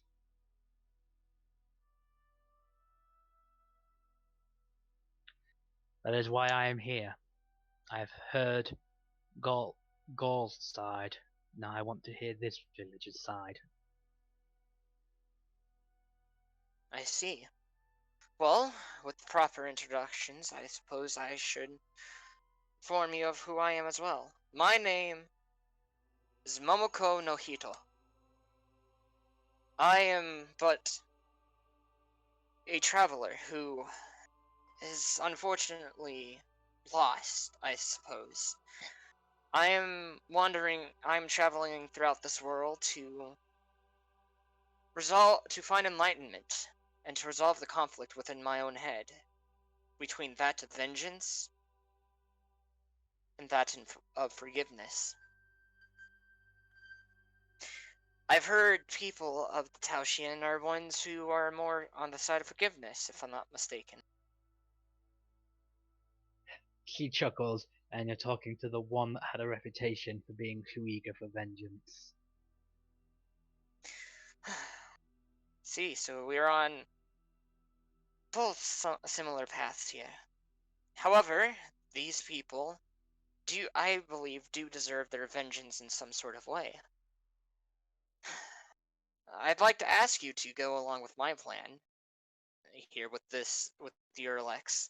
We planned on going and storming the place, not to hurt anybody, no, but to at least bring that I can't even insult him, but Corlin, as they call him, to justice for whatever evil he has brought upon this village. He does seem rather power hungry and paranoid, but perhaps storming the place isn't the best option. He sees you guys as evil, usurpers, all the foul names under the book. Storming the place, even if for a good cause, will only prove him right in the eyes of the citizen.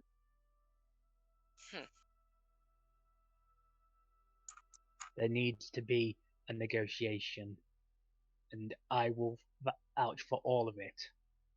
This place need not be a shadow of Gaul. This place just needs supplies and time, and it can be its own city. And I will fight to get you those things until such a time that you can consider this place independent. There is farmland nearby you can use. There is water we can set up purification systems. This place can thrive separately from Gaul. It's just that Gaul is trying to strangle you he's trying to strangle that process. Momoku goes and crosses his arms and thinks for a moment. I want you to roll me a persuasion check. This is the most important one, and this is where it's going to fail. Believe. I What was it believed. with me and these persuasion rolls? I believed. crap.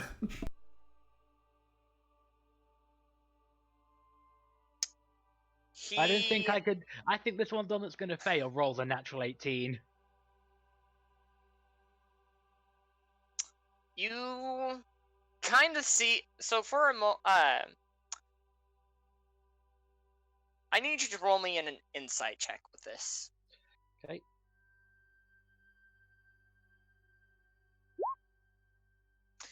Wow. Roll me. I'll grant you this. Roll at advantage. Sorry, that's So 20. you'll get 20 with that. So as he's sitting there thinking, you kind of see him clench his fist, and his entire body just becomes angry. But then quickly, as it became angry, it extinguishes itself.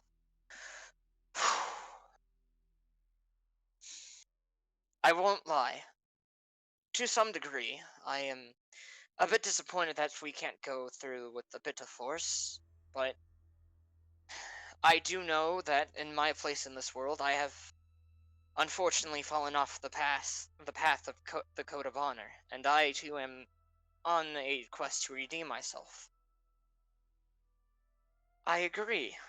I will be more than happy to aid you along with this plan of yours, if you'd be so willing to allow me on board with it. I'm here to help Urlex as well as the rest of the people here. then then I just advise you to be ready for tough resistance in negotiations. I do Of not think course. he will willingly give in to our demands. I will try my hardest I will try with all my might to be as resolved as I can be. No one in both of these cities should have harm befall them. Exactly. That much I can agree on. However, sometimes it's unfortunate that those who should be or are to be judged in this world gets judged a little bit too early by the hands of fate. As for those people, I found their bodies, along with several other villagers from in here that were healthy enough to go and aid the search. I have been here for a couple of weeks, and his eyes dropped to the floor. We went out a few days ago to go look for the missing individuals, and they were wound up dead, clawed to death by some bear, I wager. However, one of them, they had their throat slit before they were fed to the bears. Probably went left to a slow and painful death, or at least whatever they could feel left. Where are they now? Have you buried them, burned them? As an honor to the Kurai, we have went and given them a proper burial. We were gonna try burying them towards the hills, but a lot of the villagers felt it would have been more appropriate to bury them in the backs of the village, in which that I agreed with.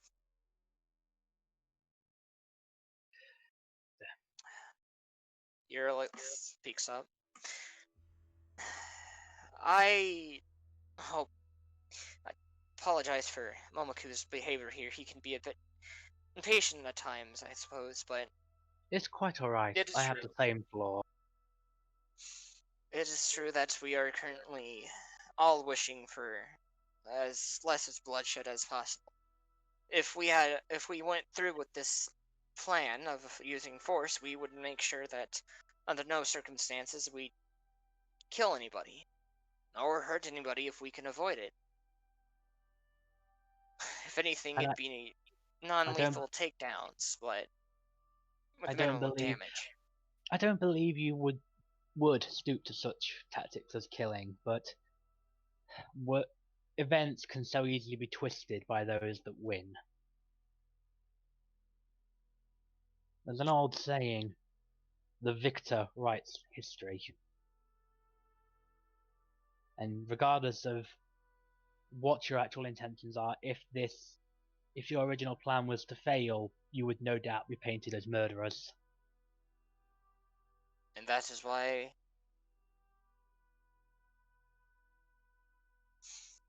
you are right, I suppose.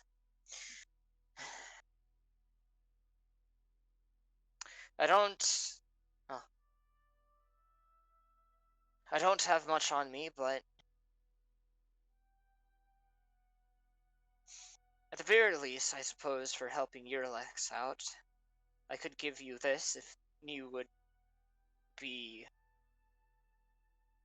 if you'd be open to accepting it. He pulls out a small wolf tooth. This right here, in my tribe, it has shown a sign of not friendship, but I suppose as allies. I believe as my tribal leaders have told me. Solis walks up to him and closes his hand over the fang and says, Save that for when I actually complete this mission successfully. Then I'll be worthy of it. You are a very strong and noble Dragonborn. I have not met a lot like you, and you are very different than many of the ones that I have passed through. You speak of high honor. That I expect, of course, coming from someone who's come from Amanaki. I have heard quite a bit of things on the western side and that of the southern side's northern sides, and, of course, with my home residing in the east. A good majority of folk that I've met throughout my travels up until leaving the place have always been honorable. We try our best. As do the Kurai. Many have... Many...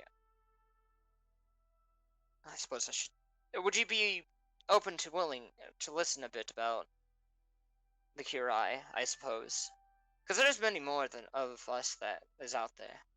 Of course, if there's, you know what? And maybe that might be it for a conversation for another time. Yes. Allow me to go set. I must return to Gaul post haste and set up this diplomatic meeting. Of I do course. wish for you both to be there to decide the terms. I will be there. On my honor as... on my word to restore my honor as a samurai, I will more than happily be obliged to serve there, and apologies on my stumbles of words. I have been traveling for quite some time, and it's been quite a bit. It's been... She interrupts him by placing her hand on his back and just patting it. We've all been there. Do not fear. He gives you a warm smile, and his tail kind of gives like a quick wag. I appreciate it. Everybody has their moments for, I guess, redeeming themselves. I will try to aid as best as I can, but I think I will go and head upstairs and meditate for a bit, if that's quite alright. I must go and talk with the mayor again. I'll return with the verdict. I'll return with the information about the meeting. Uralex and Momoku both look at you, and they both give you an honorable bow. Solace returns it. With that, And begin to trek back through